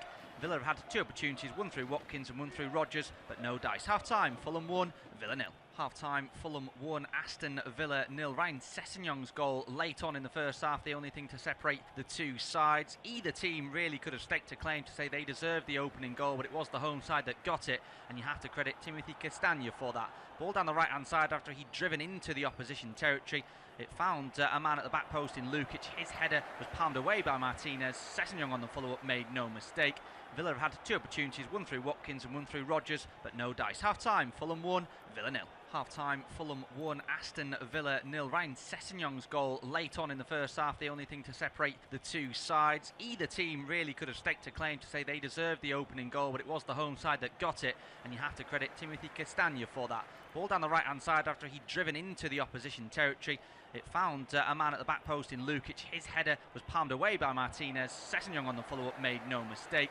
Villa have had 2 opportunities, one through Watkins and one through Rodgers, but no dice. Half-time, Fulham 1, Villa 0. Half-time, Fulham 1, Aston Villa 0. Ryan Sessegnon's goal late on in the first half, the only thing to separate the two sides. Either team really could have staked a claim to say they deserved the opening goal, but it was the home side that got it, and you have to credit Timothy Castagna for that. Ball down the right-hand side after he'd driven into the opposition territory. It found a man at the back post in Lukic. His header was palmed away by Martinez. Sessegnon on the follow-up made no mistake. Villa have had 2 opportunities, one through Watkins and one through Rodgers, but no dice. Half-time, Fulham 1, Villa 0. Half-time, Fulham 1, Aston Villa 0. Ryan Sessegnon's goal late on in the first half, the only thing to separate the two sides. Either team really could have staked a claim to say they deserved the opening goal, but it was the home side that got it, and you have to credit Timothy Castagna for that. Ball down the right-hand side after he'd driven into the opposition territory. It found a man at the back post in Lukic. His header was palmed away by Martinez. Sessegnon on the follow-up made no mistake. Villa have had 2 opportunities, one through Watkins and one through Rodgers, but no dice. Half-time, Fulham 1, Villa 0. Half-time, Fulham 1, Aston Villa 0. Ryan Sessegnon's goal late on in the first half, the only thing to separate the two sides. Either team really could have staked a claim to say they deserved the opening goal, but it was the home side that got it, and you have to credit Timothy Castagna for that. Ball down the right-hand side after he'd driven into the opposition territory. It found a man at the back post in Lukic. His header was palmed away by Martinez. Sessegnon on the follow-up made no mistake. Villa have had 2 opportunities, one through Watkins and one through Rodgers, but no dice. Half-time, Fulham 1, Villa 0. Half-time, Fulham 1, Aston Villa 0. Ryan Sessegnon's goal late on in the first half, the only thing to separate the two sides. Either team really could have staked a claim to say they deserved the opening goal, but it was the home side that got it, and you have to credit Timothy Castagna for that. Ball down the right-hand side after he'd driven into the opposition territory. It found a man at the back post in Lukic. His header was palmed away by Martinez. Sessegnon on the follow-up made no mistake. Villa have had 2 opportunities, one through Watkins and one through Rodgers, but no dice. Half-time, Fulham 1, Villa 0. Half-time, Fulham 1, Aston Villa 0. Ryan Sessegnon's goal late on in the first half, the only thing to separate the two sides. Either team really could have staked a claim to say they deserved the opening goal, but it was the home side that got it, and you have to credit Timothy Castagna for that. Ball down the right-hand side after he'd driven into the opposition territory. It found a man at the back post in Lukic. His header was palmed away by Martinez. Sessegnon on the follow-up made no mistake. Villa have had 2 opportunities, one through Watkins and one through Rodgers, but no dice. Half-time, Fulham 1, Villa 0. Half-time, Fulham 1, Aston Villa 0. Ryan Sessegnon's goal late on in the first half, the only thing to separate the two sides. Either team really could have staked a claim to say they deserved the opening goal, but it was the home side that got it, and you have to credit Timothy Castagna for that. Ball down the right-hand side after he'd driven into the opposition territory. It found a man at the back post in Lukic. His header was palmed away by Martinez. Sessegnon on the follow-up made no mistake. Villa have had two opportunities, one through Watkins and one through Rodgers, but no dice. Half-time, Fulham 1, Villa 0. Half-time, Fulham 1, Aston Villa 0. Ryan Sessegnon's goal late on in the first half, the only thing to separate the two sides. Either team really could have staked a claim to say they deserved the opening goal, but it was the home side that got it, and you have to credit Timothy Castagna for that. Ball down the right-hand side after he'd driven into the opposition territory. It found a man at the back post in Lukic. His header was palmed away by Martinez. Sessegnon on the follow-up made no mistake. Villa have had two opportunities, one through Watkins and one through Rodgers, but no dice. Half-time, Fulham 1, Villa 0. Half-time, Fulham 1, Aston Villa 0. Ryan Sessegnon's goal late on in the first half, the only thing to separate the two sides. Either team really could have staked a claim to say they deserved the opening goal, but it was the home side that got it, and you have to credit Timothy Castagna for that. Ball down the right-hand side after he'd driven into the opposition territory. It found a man at the back post in Lukic. His header was palmed away by Martinez. Sessegnon on the follow-up made no mistake. Villa have had two opportunities, one through Watkins and one through Rodgers, but no dice. Half-time, Fulham 1, Villa 0. Half-time, Fulham 1, Aston Villa 0. Ryan Sessegnon's goal late on in the first half, the only thing to separate the two sides. Either team really could have staked a claim to say they deserved the opening goal, but it was the home side that got it, and you have to credit Timothy Castagna for that. Ball down the right-hand side after he'd driven into the opposition territory. It found a man at the back post in Lukic. His header was palmed away by Martinez. Sessegnon on the follow-up made no mistake. Villa have had two opportunities, one through Watkins and one through Rodgers, but no dice. Half-time, Fulham 1, Villa 0. Half-time, Fulham 1, Aston Villa 0. Ryan Sessegnon's goal late on in the first half, the only thing to separate the two sides. Either team really could have staked a claim to say they deserved the opening goal, but it was the home side that got it, and you have to credit Timothy Castagna for that. Ball down the right-hand side after he'd driven into the opposition territory. It found a man at the back post in Lukic. His header was palmed away by Martinez. Sessegnon on the follow-up made no mistake. Villa have had two opportunities, one through Watkins and one through Rodgers, but no dice. Half-time, Fulham 1, Villa 0. Half-time, Fulham 1, Aston Villa 0. Ryan Sessegnon's goal late on in the first half, the only thing to separate the two sides. Either team really could have staked a claim to say they deserved the opening goal, but it was the home side that got it, and you have to credit Timothy Castagna for that. Ball down the right-hand side after he'd driven into the opposition territory. It found a man at the back post in Lukic. His header was palmed away by Martinez. Sessegnon on the follow-up made no mistake. Villa have had two opportunities, one through Watkins and one through Rodgers, but no dice. Half-time, Fulham 1, Villa 0. Half-time, Fulham 1, Aston Villa 0. Ryan Sessegnon's goal late on in the first half, the only thing to separate the two sides. Either team really could have staked a claim to say they deserved the opening goal, but it was the home side that got it, and you have to credit Timothy Castagna for that. Ball down the right-hand side after he'd driven into the opposition territory. It found a man at the back post in Lukic. His header was palmed away by Martinez. Sessegnon on the follow-up made no mistake. Villa have had two opportunities, one through Watkins and one through Rodgers, but no dice. Half-time, Fulham 1, Villa 0. Half-time, Fulham 1, Aston Villa 0. Ryan Sessegnon's goal late on in the first half, the only thing to separate the two sides. Either team really could have staked a claim to say they deserved the opening goal, but it was the home side that got it, and you have to credit Timothy Castagna for that. Ball down the right-hand side after he'd driven into the opposition territory. It found a man at the back post in Lukic. His header was palmed away by Martinez. Sessegnon on the follow-up made no mistake.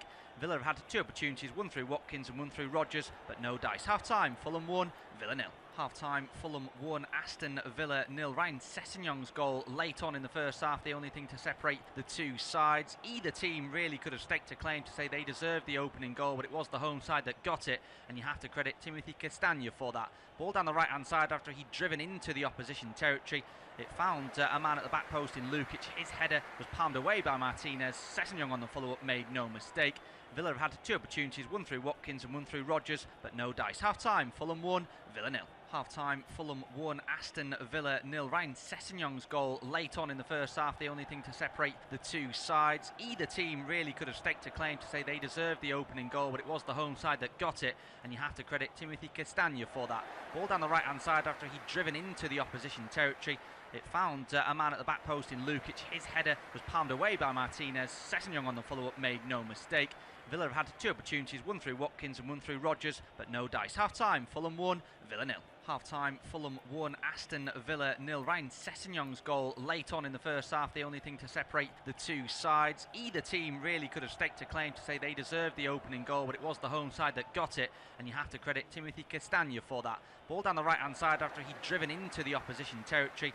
It found a man at the back post in Lukic. His header was palmed away by Martinez. Sessegnon on the follow-up made no mistake. Villa have had 2 opportunities, one through Watkins and one through Rodgers, but no dice. Half-time, Fulham 1, Villa 0. Half-time. And it's a warm welcome along to this off-tube independent studio-based commentary and our coverage of the second half at Craven Cottage. The game has just got back underway. It's Fulham 1, Aston Villa 0. And it's Aston Villa who have kicked us off for this second half. They go from right to left in the claret and blue home strip for them. Of course, the away team today, Fulham, from right to left in the all white. Here come Villa down the right hand side with Matty Cash, pokes it into the feet of Rodgers, back to McGinn just over halfway, and then back to Concert on the edge of the area. It was a Ryan Sessegnon goal late on in the first half that separated these 2 sides. It was Timothy Castagna who burst forward down the right, balled into the area. The initial shot from Lukic was palmed away by Martinez, only as far as Sessegnon though, who was able to follow up with the rebound. Villa with a free kick on halfway, and her first yellow card as well of the game. It's Buendia who's gone down. It was Timothy Castagna who has gone into the book for his challenge, as I say. So Aston Villa from left to right, Fulham from right to left, just to confirm. And Timothy Castagna in the book. It's myself, Tom Wilson, joined again for this second half by Steve Pearson. And I'd say, Steve, that neither side deserved to be in front, and ipso facto, no side deserved to be behind either, really, in the first half. Yeah, it was a strange first half, wasn't it, really, because Villa had the 2 best chances of the game. The effort from Rodgers and Watkins that could easily have been on target, that could easily have been 2-0 up before Fulham scored. But Fulham, I would say, were probably the best side overall in terms of the press, in terms of the hard work, but not necessarily translating into chances until Sessegnon's effort late on. Really, neither Leno nor Martinez really had to make it what you would class as a proper save in that sense. It was all training ground stuff, it was all warm-up stuff that they had to deal with until the goal finally went in. So yeah, very even game, even though Fulham have the noses in front. The best Villa chances, you would say, were the 2 that were off target. Morgan Rodgers' effort from just inside the area, just whistled past to the post, and Ollie Watkins equally. Here goes Wilson though for Fulham. Ball forward towards the edge of the area. Shot comes in from Wilson. It's gone wide, dragged wide by the Welsh international. It's taken a deflection. It's going to be a corner. That was a big chance. Why did he turn back inside? I do not understand that at all. I don't think Marco Silva does either. You know, it's a ball over the top, mistake by the defender that gives him the opportunity. It should have been dealt with. It wasn't. And then Wilson there, drive on your right foot. I know he wants to get it on his left, but once he's turned inside, as you're indicating, Tom, you know, there was a movement inside him from Jimenez as well. So he picked both wrong options, really. First, he should have gone on his right and driven forward into the area to keep the defender away. But then Jimenez is the obvious ball, if not. 3 minutes gone in the second half. Fulham very well could have doubled their lead there, but it's Fulham 1, Aston Villa 0. And it's the visitors in possession here with McGinn, just trying to get away from Sessegnon. It's been a man-marking job on him all afternoon. Gets away from him on this occasion. Here's Buendia to Watkins, back to the Argentine. Opens up towards halfway now into the centre circle for Conser. Good press from Emil Smith-Rowe, just forces Conser away from where he wanted to go. Has to find Torres, his centre-half partner, instead. Round the corner to Watkins. Can't be found though by Morgan Rodgers. Loose ball drops at the toes of Lamar Bogard, and Villa back in safe possession on halfway. Ball forward looking through the lines for Watkins. Headed away again. It's the Villains who pick it up, but then they lose it. Stolen away by Lukic. He's got support from Jimenez to his right. Only really one option. The Mexican has it. Back to goal though. Tries to run round Torres. Goes down under the challenge of the Spaniard. All eyes towards the referee. There's going to be a free kick, and there's going to be another yellow card. This one for Pau Torres. That's 2 yellows in the second half, after none in the first. Jimenez just gets round him. Torres does have a hand on the shoulder as he goes down. Yeah, Jimenez makes the most of it, but he's being pulled back by his shoulder, as you say. Pau Torres knows he's lost him. It's a great turn down that right-hand side. So, yeah, deserved yellow card for Pau Torres, and a deserved yellow card for Timothy Castagna earlier on with a challenge on Buendia, and then he decided to rugby tackle him just for good measure to make sure he hit the deck. So, yeah, fairly obvious ones once the decisions have been given by the referee. 5 minutes gone in the second half. Fulham 1, Aston Villa 0. 2 over this free kick, which is basically a corner, such as the position. Wilson into the box towards the front post, headed away by Conser, drops on the edge for Chukwueze, nods it back into the danger area, and there's a header there from Anderson, which goes wide. It remains Fulham 1, Aston Villa 0. In League 1, Stockport were behind earlier this afternoon against Peterborough, but 2 goals from Louis Barry mean that it's Stockport 2, Peterborough 1 in that one. Of course, the hosts hoping for 3 points to push forward in their promotion fight. Here's Cash down the right-hand side, looking for McGinn. Shrugged over by Sander Berg. No foul, says the referee initially, but he does so on the second one, which is Bassey on Rodgers. And again, we see this return from Fulham, their press, but also their man marking, and they're getting very tight to this Aston Villa midfield. We have though seen, Steve, that the referee, Mike Oliver, brandish a couple of yellow cards, which will mean that sort of tactic from Fulham is going to be a little bit dicier in this second half. Yeah, just got to be careful. I mean, that one is, it's backing him from the player, but Bassey keeps his arms around him, doesn't let go, and therefore the free kick is given against him.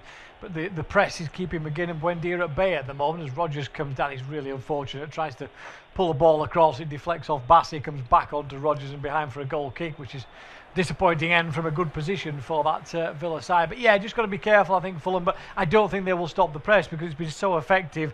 As I say, as you said, it's taken most of the midfield, certainly the attacking players in midfield, out of the equation completely for Villa through the majority of this first 51 minutes. 51 gone, Fulham 1, Aston Villa 0. Another goal in the Championship. Middlesbrough doubled their lead just as we went off air at the end of the first half, but they have seen their lead halved as Watford have got one back. It's Middlesbrough 2, Watford 1 in that one. Ball down towards this near side as sets of players from both teams have been told to go and warm up. Smith Rowe late on the challenge on Cash. Referee waves play on as Villa still have possession. As Martinez brings it out of his area. The sun continues to shine at Craven Cottage. He sprays the ball out towards the right hand side, looking for Rodgers. Brings it down on the edge of the area. Bassey again holding on to him. Referee says no foul as Fulham have won it back. It's cleared away by Sessegnon. Up towards halfway, Jimenez is upended. Smith Rowe tries to keep the move going, but the referee didn't like that. Bogard this time the guilty party. Very similar for me though, Steve. One on the edge of the area by a Fulham man, and then one on a Fulham man. It's the latter which has been given a free kick, but not the former. Yeah, I think there's just too much backing in from from Rodgers, my apologies, in terms of that one at the other end of the field. If you're going to press up against a defender, that's fine, but he continually went backwards in that sense and pushed him further back. So he's not going to get a foul in that kind of scenario, even if the defender ends up round him, in contrast to the one with Bassey a few minutes earlier. Here's Chukwueze down the left-hand side, ball into the area, looked dangerous at first, but too many villain bodies in there, able to clear the ball away. Anderson, though, wins the header, finds Sessegnon in the final third. Chukwueze through the legs, it's a decent ball towards Emil Smith-Rowe, but again, stolen off his toes. Fulham had initially won it back and then lost it, and then win it back again and then lose it again. Possession turning hands about 3 or 4 times in the space of 5 seconds, but it's Villa now in possession. Here goes Buendia, forward to Watkins. He's got some support from Digne. Watkins finds Digne, byline, left-hand side, ball into the area over Rodgers' head. It's going to trickle through to Fulham possession. 53 minutes gone, it's still Fulham 1, Aston Villa 0. It's just not clicking in the final third from Aston Villa. No, it isn't at all. As you said, they found that gap behind the press again, didn't they? And then the game totally opens up through midfield, gives them the space. It's a nice ball out to Digne, but the cross is really poor. He's got 2 players coming in to near post areas, driving across. You can't chip the ball up in the air. You certainly can't chip it towards the far post. So Digne's choice there for me. You've got to whip that in near post. Even if it doesn't hit your man, there's a chance it comes off a defender and goes in the back of the net. And again, there's just 1 or 2 poor choices from both sides in this second half in the attacking third. Here's McGinn on the right hand side for Villa, ball into the air, it's a low one, it's flicked away by Lukic. It's up rather than out though as Sessegnon battles for it, loses out to McGinn. Inside the box now is Tielemans, tries a couple of kick-ups and then Sessegnon steals the ball away, then he goes down under the challenge. I think he just allowed the ball to go out there in time, Sessegnon, for a Fulham goal kick. Just shy of 10 minutes gone in the second half. You're listening to Off-Tube Independent Studio-based commentary. Fulham 1, Aston Villa 0. Of course, this isn't the only action in the Premier League this afternoon. There's 3 games at 3 o'clock. Liverpool hosting Crystal Palace, West Ham at home to Everton, and Tottenham travel to Wolves at 5:30 as well. Arsenal hosting Newcastle, not to forget. Of course, the big one, the FA Cup semi-final, Manchester City versus Southampton at Wembley. The other semi-final is at 3 o'clock tomorrow, Leeds versus Chelsea. You can catch all those games on this service. Here's Lukic for Fulham, forward towards halfway for Jimenez. He pokes it out towards Chukwueze. Villa looks stretches. The Nigerian has it on the left-hand side. Good foot in though from Matty Cash. Steals the ball away, then wins the throw-in as well on this right-hand side, or does he? He doesn't. and he's frustrated with Michael Oliver. Felt he was fouled, not given. Thought he'd won the throw-in, not given. A frustrating couple of seconds there from the Polish international. Yeah, I'm not exactly sure which way it was, really. There was a bit of grappling from both players. And I think it did come off Cash last, actually, before it went out of play. So if he's not going to give the free kick, then I think the throw-in decision is right. But it's just been the pattern of the first 10 minutes of this second half. We've had, it's sort of a bit of a fight, and every now and again, a football match breaks out in the middle of it all with open space for players to run into, at least until they get to the attacking third. So been a bit of a kind of stop-start sort of first 10 minutes of the second half. Leno clears long with his left boot, looking for Jimenez. Header won by Torres. He's been booked. That has Castagna for Fulham. It's Lukic in possession now, though, for the hosts. Ball out towards that right-hand side. Castagna's found some room. He's got Wilson to aim for inside the area. It's flicked off his toes by Concert. The flag's gone up anyway on the far side, but it was a vital interception from the Villa centre-half. He wasn't to know that Wilson was offside. And he's stopped what surely would have been at least a shot on target. Yeah, he's miles offside, Wilson. I don't know what he's moaning about. He's yards off. As he goes through, it's pretty clear. Unless Harry Wilson thinks there's somebody behind him, but bad news, Harry, there isn't, and you were miles off. I don't mind them complaining about the ones when it's tight, but when it's that clear, what are you complaining about? But again, it's that finding space, isn't it? Because it's condensed in those central areas. Villa, again, concertina the space centrally, so Villa have got to get players forward. Castagna, as we said, we hardly saw forward in the first half, but on the couple of occasions that we did see him come into space, he created opportunities, including the goal. So, at some point, it's how far do you gamble from Fulham to look for the second goal to try and seal the victory. 57 minutes gone. Fulham 1, Aston Villa 0. It's about that time of the game where both managers might be thinking of changes. More so, you'd think Unai Emery than Marco Silva, given his side are behind. Well, he's got Abraham, Bailey, Barkley, Douglas Luiz, Lindelof, Maatsen, Mings, Sancho, and then the goalkeeper Bizot to choose from. Fulham have got Bob, Kearney, Diop, Kusi, Asari, King, Reed, Robinson, Rodrigo Muniz, and then Lecomte is the backup goalkeeper should Marco Silva go to the bench. Fulham play the ball forward. It's won back though by Consa. He's under pressure from Jimenez. Has to go backwards towards his goalkeeper. Now Torres on the left hand side of the defence. Good pressure again from Fulham as Torres has a 1-2 with Digne. And the Spanish central defender moves it back in field to the Argentine goalkeeper Martinez. Consa. Cash, oh, that's a short ball. He's given it away. Fulham have stolen it. Chukwueze through towards the edge of the area. It's a well-read sliding challenge there from Emi Martinez, who saw that ball through to Jimenez. He's off his line to come and collect the ball. Now Villa are actually on the attack. Here's Tielemans out towards Cash on the right-hand side. He's got McGinn for support. Tries to play it through to McGinn. That's overhit. And it's out for a goal kick. But again, Aston Villa in possession, particularly in the back line, Steve, causing their own problems. Yeah, exactly. It's all getting rather scrappy, isn't it? And the pressure comes, and it's how quickly can I get the ball out, or am I giving the ball away rather cheaply? Just seeing a replay again of that half chance, the ball through towards Jimenez, and again that comes from Villa losing possession in their own half of the field. Their press is still fairly high from Villa's point of view, but it's not the energetic press that we're seeing from Fulham with 3, 4, 5 players involved in it. And again, Jimenez this time forces Villa back towards Martinez, and the press finally comes up, but it's still there, isn't it? You're still looking at 2 players deep and then trying to find that press from this Fulham side.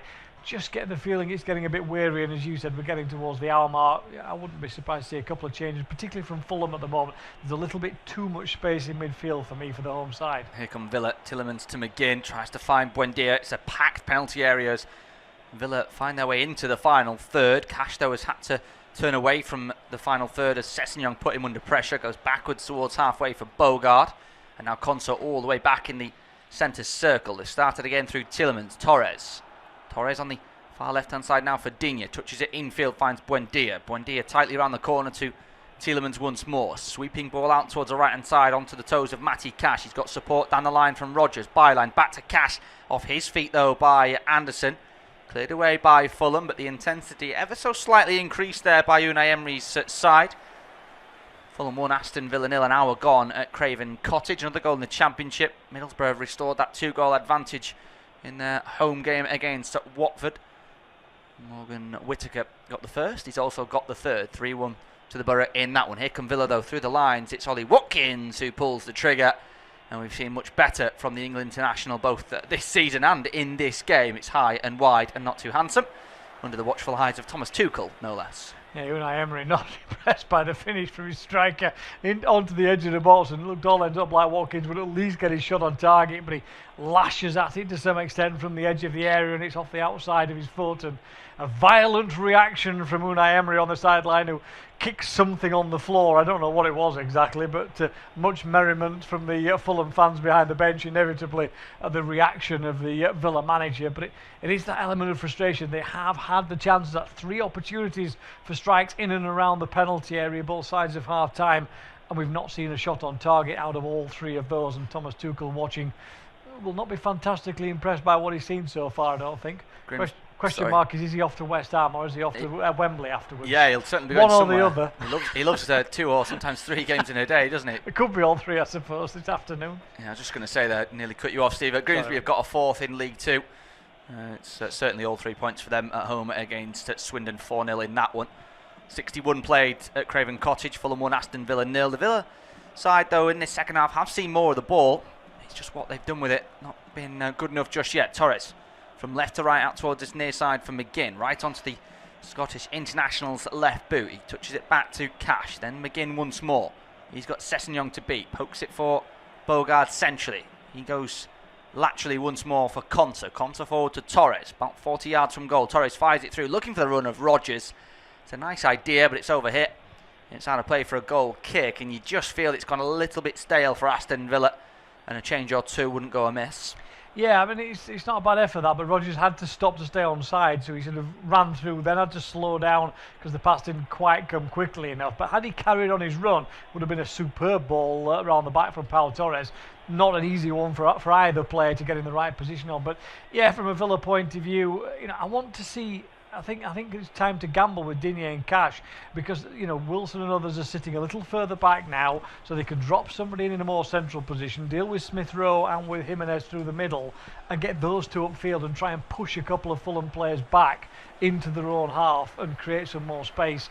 Moving into that Fulham half of the field. So it's an interesting little chess match at the moment between the 2 coaches, I think, as to how they change this as we come into the final half hour.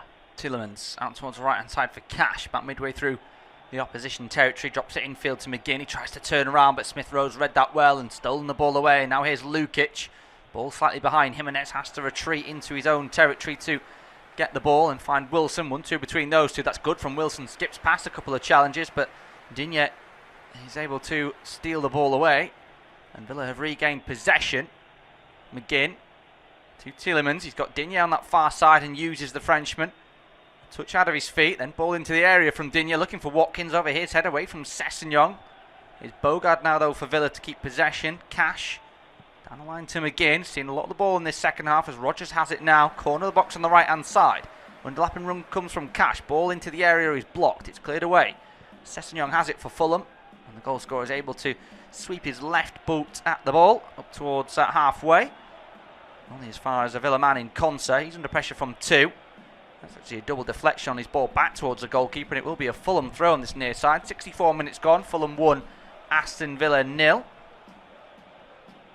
I was just going to say, both players from both sides being called back to the bench here. So I think, as we'd expect, substitutions imminent. Certainly from Fulham, they've called 2 or 3 players back, and maybe one from Villa as well. But I'm not surprised, because I think Fulham last 10 minutes are starting to struggle to keep possession of the ball. Berger goes backwards towards Bassi. No real pressure on him as he retreats to Bernd Leno, who's had a quiet afternoon so far. Out towards the right-hand side for Castagna. Castagna is able to find Berger in a whole load of real estate in the centre of the park. He's got Smith Rowe in front of him and finds the former Arsenal man, and all of a sudden it's open here for Fulham. Smith Rowe still going, gets a shot away, takes a deflection from Torres, and it's out for a corner. But parting like the Red Sea there were the visitors. 65 minutes gone, Fulham 1, Aston Villa 0. Actually could have been 2. Emil Smith Rowe's effort just deflected wide. Yeah, just didn't quite catch it properly, did he, on that occasion, as it spun away from him. So it will be nothing more than a corner kick in the end. But you look at the space that comes still from this Villa side of things. We see Muniz looks like he's going to be the first one, at least, for Fulham. After this corner, one would think Jimenez the most likely to disappear as a straight swap, I would have thought at the moment. But from Fulham second half, they're in danger of going in the shell a little bit here. Corner in towards the back post. It's met by a Fulham man. It's Timothy Castagna who finds the back of the net, but the referee, Michael Oliver, has disallowed it. It remains Fulham 1, Aston Villa 0. There's shrugged shoulders from players in white. A foul potentially inside the area, Steve. I think it's a foul on Martinez. I think they're holding the goalkeeper back as the ball comes across, I think is the honest answer. That's why Castagna partly ends up in so much space. Let's have another look again. Yeah, in there, Berger just gets straight in the face of the goalkeeper and just grabs him by the shirt, I think. Yeah, won't let him out. You can say Martinez comes into him a little bit as well, but the actual pulling is being done. Doesn't let go until the ball is well in the 6-yard box, and I think that's why there's an issue there, because I think without that, I think Martinez just catches that easily. Marco Silva incensed on the sidelines, as are a few of the Fulham players on the pitch. Martinez clearly felt he'd been fouled there by Sander Berger, who comes away from the edge of the area as that goal is disallowed. Fulham 1, Aston Villa 0. That will then allow a change to be made. Rodrigo Muniz comes on for the minutes that remain. Raul Jimenez has been replaced, so Muniz on for Jimenez. That's the first change of the afternoon. Fulham 1, Aston Villa 0. Ryan Sessegnon goal, the only one so far, as that one is disallowed for Fulham. Ball forward from Aston Villa, straight though into the arms of Bernd Leno, inside his own area. Drops it at his feet, plays it to Bassi on the byline on the left. He strides away from the challenge of Rodgers and then fires a ball forward into the final third for Muniz to chase. Off his line though is the goalkeeper Martinez, and he nods the ball into the feet of Cash, but the flag's gone up anyway. It will be a free kick. Offside there from the Brazilian substitute as Villa take that free kick quickly. Torres into the toes of Tielemans in the centre circle, round the corner. Still inside his own half though is Konsa. Just slowing things down now. Just a one shot on target so far for Aston Villa, and that was of course an effort which was pretty comfortably saved by Bernd Leno as McGinn comes forward. As I mentioned, the best two chances for Villa were the two off target. Here's Buendia off his feet though by Joachim Andersen, who's able to clear up towards this near side as Smith Rowe gives chase. Last touch seemingly came from Matty Cash. It's gone unnoticed though by the officials. Now for a throw for Aston Villa. They've been taking these dead ball situations pretty swiftly, and this is no different as Konsa finds Torres. Torres strides over halfway in towards the final third. Now it's Watkins. He's tightly marked by two in white. Fulham are comfortably able to win the ball back and clear. Up towards Muniz, header won by Konsa. Fulham 1, Aston Villa 0. You are listening to Off-Tube Independent Studio-based commentary, and potentially we've just hit another bit of a lull, but I'm sure the game will roar back into life very shortly. And I'll hand over to Steve to take you through to full time. Yeah, how do they know that I'm coming on in the commentary, these two sides? Because, as you said, both halves, it's kind of settled down in the middle of the half and got into a little bit of a rut. Fulham having put the ball in the back of the net, but the foul on Martinez ruling that out. VAR check, of course, of the decision by Michael Oliver, but nothing that would overturn it. Clear pulling of the shirt by Berger. The ball back with Villa in midfield then. No changes from them so far as the ball worked out wide on the right hand side for Cash. Into the path of Rodgers, who tries to backheel it back to the full back, but it's cleared away by Bassi, or at least he's got it. And then he ends up running the ball out of play, and it will be a throw in to Aston Villa, then almost level with the edge of the Fulham penalty area, as substitutions are now going to come for Aston Villa. Looks like maybe three of them. Bailey was certainly in there. Sancho was there as well. Well, that might be at least one more putting a shirt on as the ball is thrown long into the penalty area by Villa. Headed away by Bassi. Will it be kept in by Chukwueze? Not sure whether it did or not, whether he managed to do so. Looks like he might have. It might be a throw in rather than a corner on this near right hand side.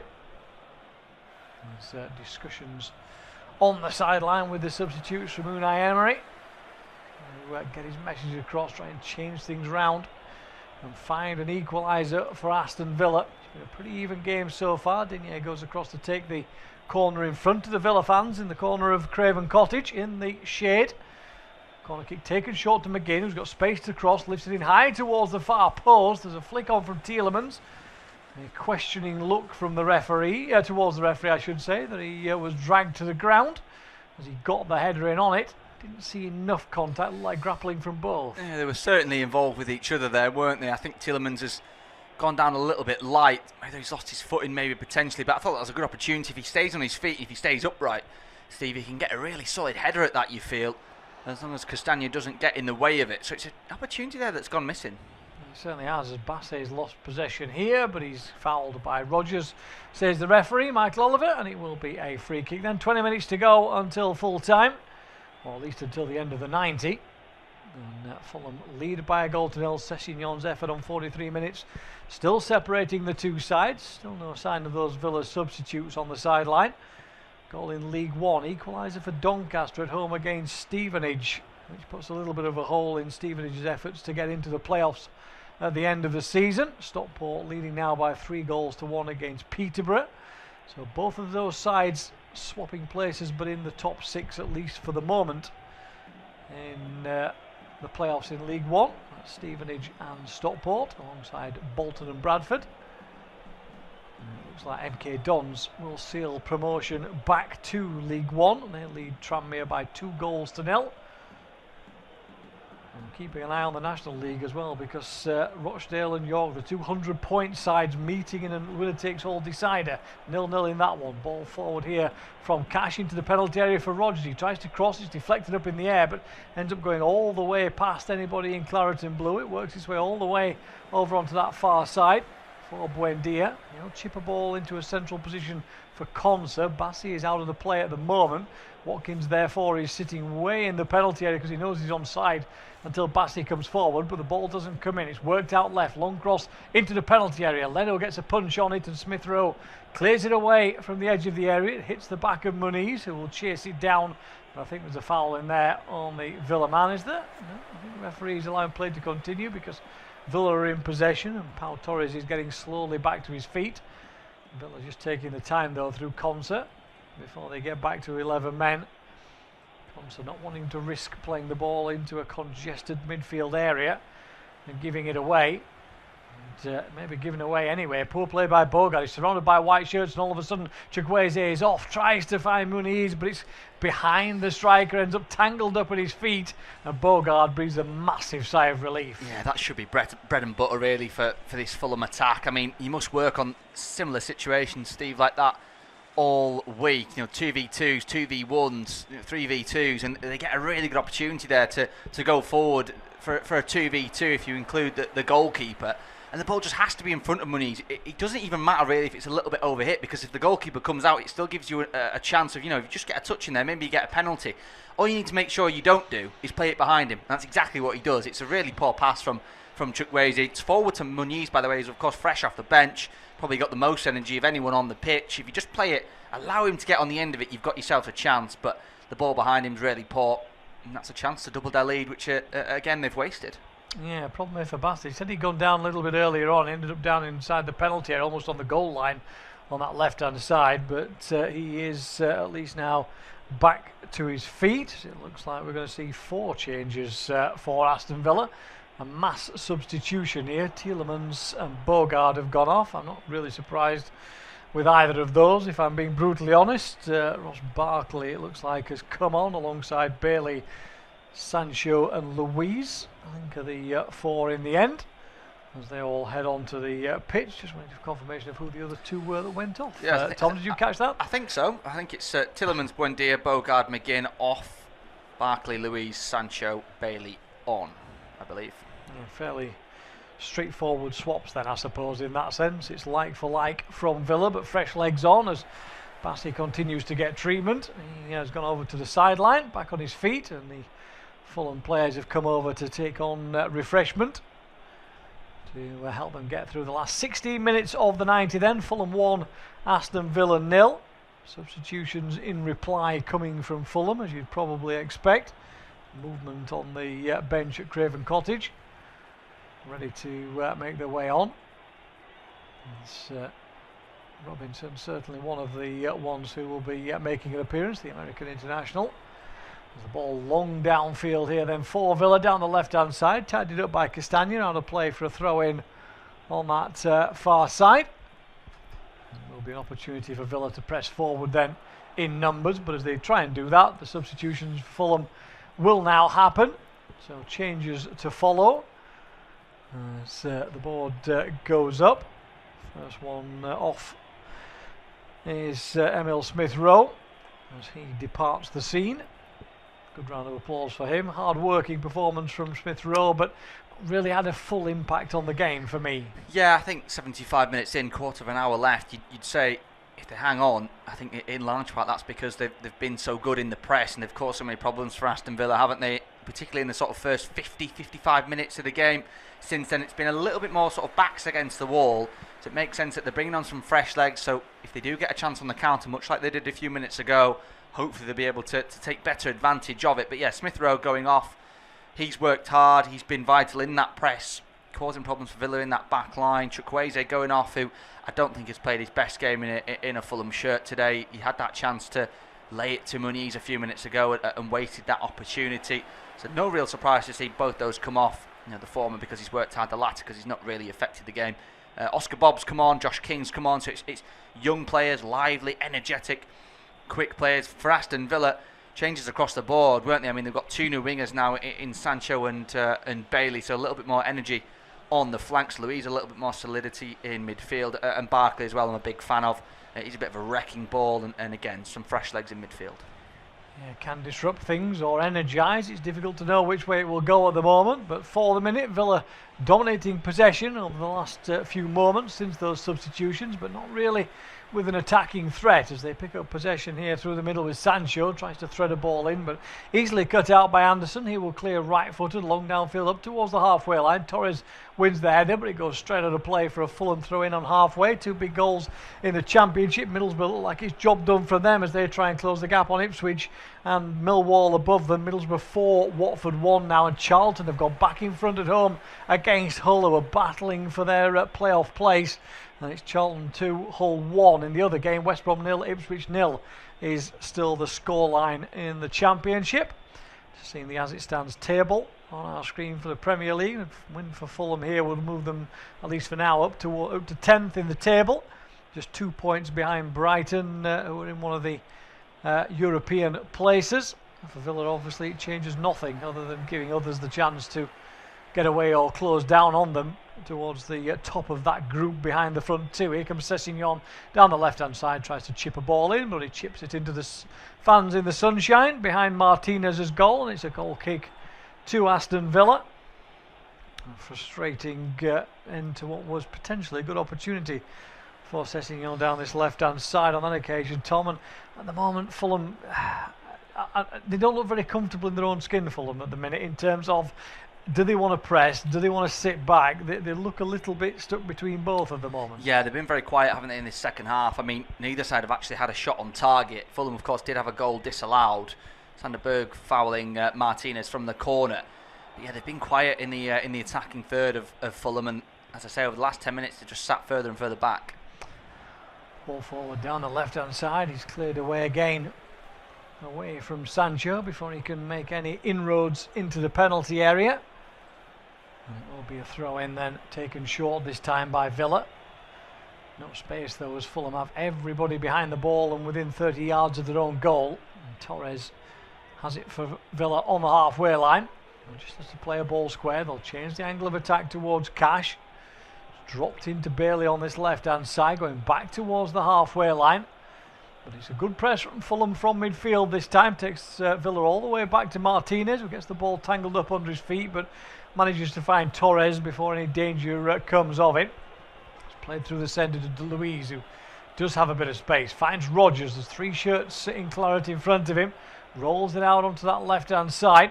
Sancho comes into the box, onto the edge of the area. Luiz doesn't shoot, tries to find Bailey, but his pass is under hit, and Sessegnon's quickly in to clear it away for Fulham, but then he runs out of real estate. And does he have a problem? Yeah, I think he does. I think the way he pulled up is that there's a muscle injury there for Sessegnon. Gone down on the sideline, tried to stop as the ball was running out of play, and immediately felt something. Yeah, that'll be frustrating for him. Scored, of course, and he's actually had probably his best season, hasn't he, since he burst on the scene, really, you would say. But just a few minutes ago we saw him put a bit of a lung-busting run together down that left-hand side. The cross wasn't up to scratch on that occasion. And then this time, as he tries to burst forward down this left once more, he's pulled up, as you say, just getting the obligatory replay, of course, of his goal. And as you say, through the legs of the defender on the line, it's a good finish, but a touch of fortune, of course. You had to credit Fulham, though, I think, in that first 45 minutes. They worked hard for that goal. Yeah, looks like Sessegnon will have to come off when you see the replay. I thought he'd taken a heavy touch, but actually it was the problem that he couldn't stop on that occasion. And because of the injury, he felt something go about 5 yards away from the sideline. So that is the cue then for Robinson, who had said was coming towards the sideline earlier on, but didn't actually come on in that last lot of substitutions. But he will now be forced into action with the goal scorer Sessegnon heading off the field, and Abraham has come on as well for Aston Villa. We'll tidy up for who in a moment as ball cleared away long downfield up towards the halfway line. Muniz can't take it down for the home side though, and Villa back in possession with 10 minutes to find an equaliser. It's Ollie Watkins who's gone off, so a straightforward attacking change for Aston Villa, bringing Abraham on through those central areas as he tries to find a little bit of space and loses out. Ball ends up on the far side, comes off Cash and out for a throw-in to Fulham. See Ollie Watkins, he'll be frustrated, won't he, because he's not had a lot of possession, but on the two half chances that he's had, he's not been able to force the keeper to make a save. Yeah, the first's a harder opportunity in the first half, isn't it? He's got his back to goal, he does well to turn Anderson, then gets the shot away, just drags it wide in that sort of almost trademark sort of move from Ollie Watkins without the finish. The second, though, it's a bouncing ball. I was about to say bobbling, that almost instinctively you're not going to get a bobble in a Premier League ground on a Premier League pitch, but it does bounce up quite nicely for him, and he hits it. Just gets too much of it with the outside of his boot, and it flies over and away from goal.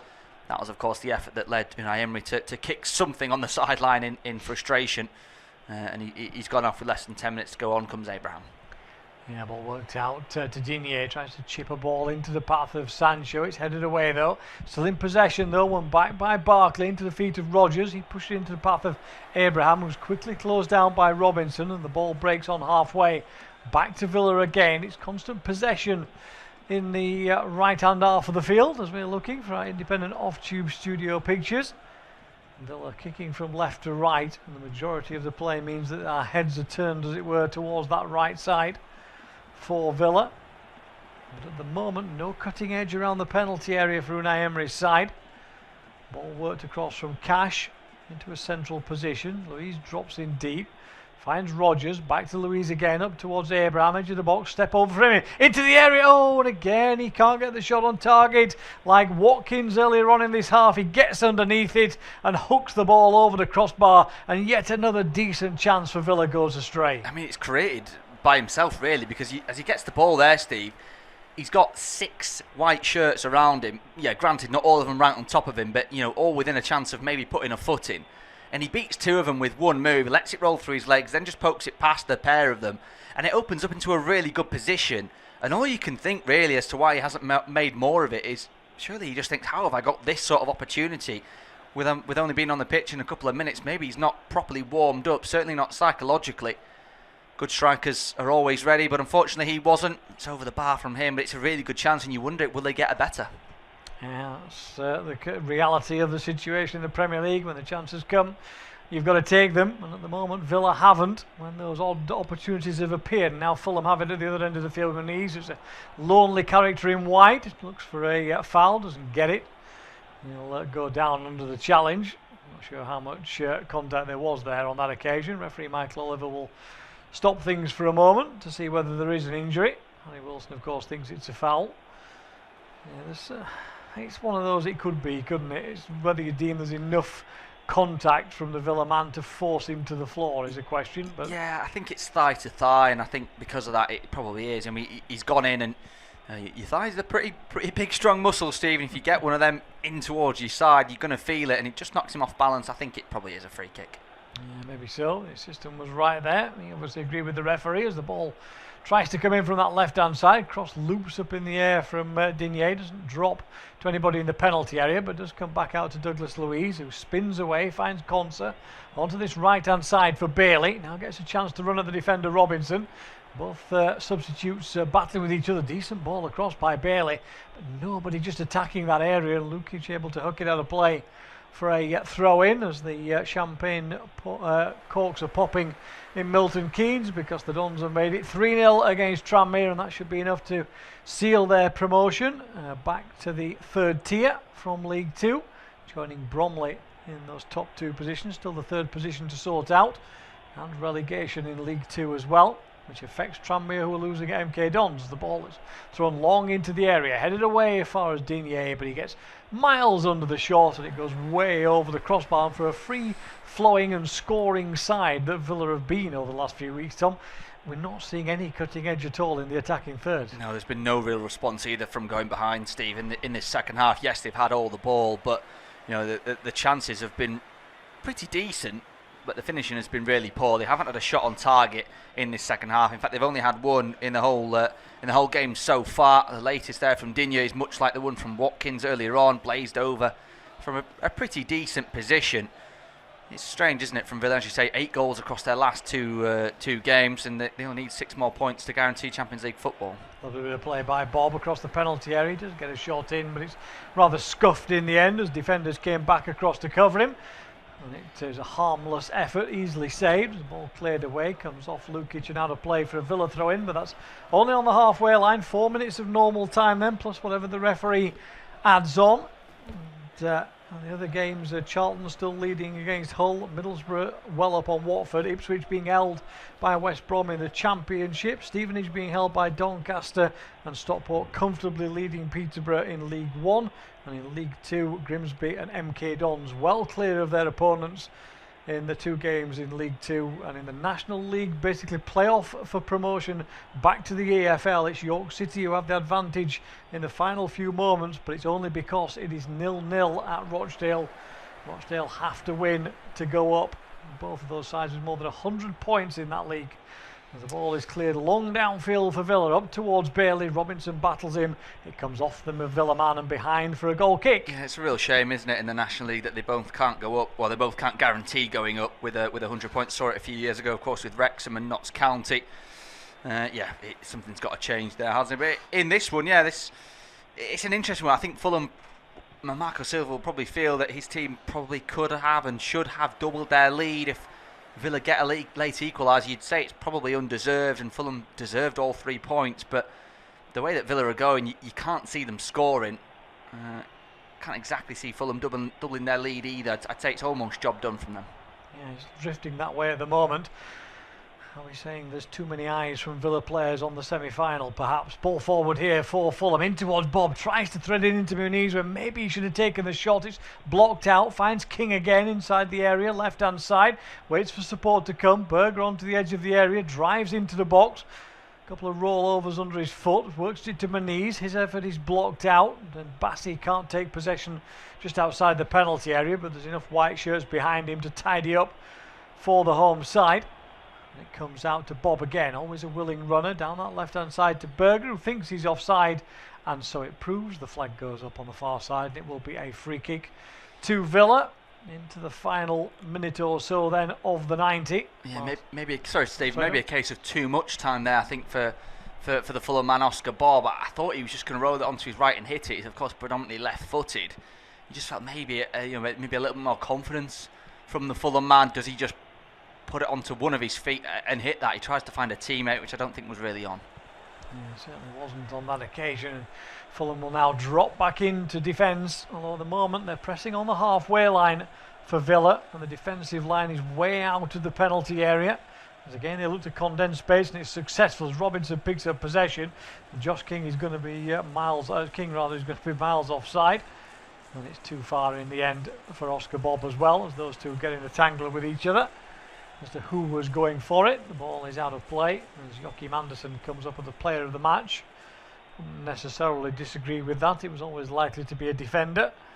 With Fulham in front, it was always likely to be a home side defender who got the man of the match, but Anderson's been good though. Yeah, and it wasn't going to be Leno, was it? He's had nothing to do.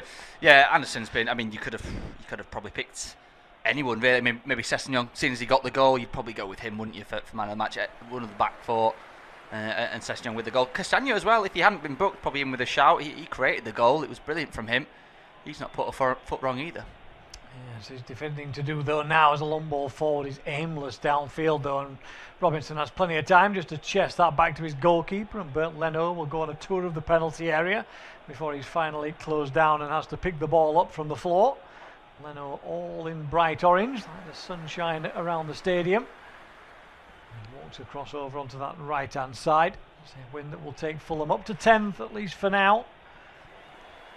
And closing up on those European places above them. Still one or two teams in between them and those places. The ball forward here looking for Wilson. Villa are looking for a flag, and it comes. Now, Harry Wilson complains that it came off the Villa man. It may well have done at some point, but I also think it came off a Fulham man as well. Yeah, those two have been at it all second half, Wilson and the official on that far side. Wilson giving him what for, but I think he's made the right decision.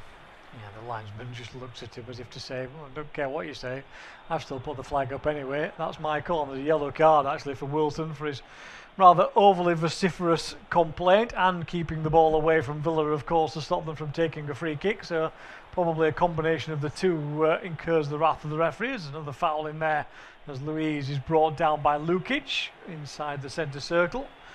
And the play comes back for a free kick to Villa. He's done that all afternoon, Lukic, and I actually don't think he's fouled his man once in doing that. He's got right up behind him, and they're just really close with each other. The Villa players backing in, and the Fulham players just trying to maintain that distance. I don't think it's a foul, and Fulham could have been in there with Josh King. I think he's really unlucky, the Serbian. You're perhaps suggesting Mr. Luiz may have made a little bit of a meal of that. I don't disagree with you, by the way. No, I think he has. I mean, he's lost the ball on halfway, which could have led to a Fulham attack. That exact situation has been on the cards all afternoon, but the only difference, I think, between the referee not blowing his whistle before and doing so now is that the man that he's received the ball, the Villa player, has gone down. Yeah, Unai Emery cuts a frustrated figure on the sideline. He frequently does, even when his side is winning, by the way. But this afternoon, it's been a very disjointed performance from his side, as we say. Maybe one or two with too many eyes on the Cup semi-final coming up in midweek in Europe. Villa fans who've made the trip down to the capital, though, for this lunchtime kick-off have been largely quiet so far. Not through lack of effort, I hasten to add. I mean in terms of responding to efforts around the penalty area and work from their side. The majority of the possession for Villa has been around the halfway line, really. Yeah, I think Villa fans might look for a scapegoat in this one and see that, Watkins has missed two chances, but that first one that he missed, he created all himself, and the second one, anyone could miss that. It's on a bouncing ball on the half volley. You've got to hit it with enough power to make it dangerous, but you also have to keep it on target, and he mishits it. So, I mean, you let him off for the latter, certainly. And as I say, the former he created himself. Outside of that, I mean, everyone's been quiet. I wouldn't necessarily blame Watkins, although some Villa fans might. Yeah, from a team point of view, it's just not quite been there. But got to give big credit to Fulham for the amount of work that they've put in this afternoon. They've been superb, particularly defensively and out of possession. They've not given any space at all to this Villa side, and they do the same again here as battling on with Barkley, and then it's broken away, and then Wilson, I think it is brought down. That will be a yellow card. And that might be enough to tick us over the 94-minute mark, which will be the end of the play. Minimum of 4 minutes to be played. Clear foul by Luiz as he was coming back to try and cover. So he ends up being the latest man in Michael Oliver's little notebook. As Middlesbrough absolutely put the cherry on top of the cake this afternoon at the Riverside. And they've beating Watford by 5 goals to 1 now. 2 minutes into stoppage time in that game. Closes the gap, as we've said, on the top two as Tommy Conway gets a brace, as did Morgan Whittaker earlier on for the home side. No changes in any of the other games. No change in ours, with Fulham looking to play out the final minute or so. They'll play a long ball forward from the free kick. Eventually it drops for Bob in the area. Tries to find Muniz, but it's blocked away. Drifts over onto the left for Bailey, but again it's quick covering back from Oscar Bob, and it will be a throw in down that right hand side. We've played the minimum 4 minutes. Michael Oliver allowing a few extra seconds at least for Villa's. A long throw across is rather too short. Muniz gets a footed on it. It's cleared downfield, but as it is so, the referee blows the final whistle. It's a hard-working and well-earned 3 points for the home side as it finishes Fulham 1, Aston Villa 0.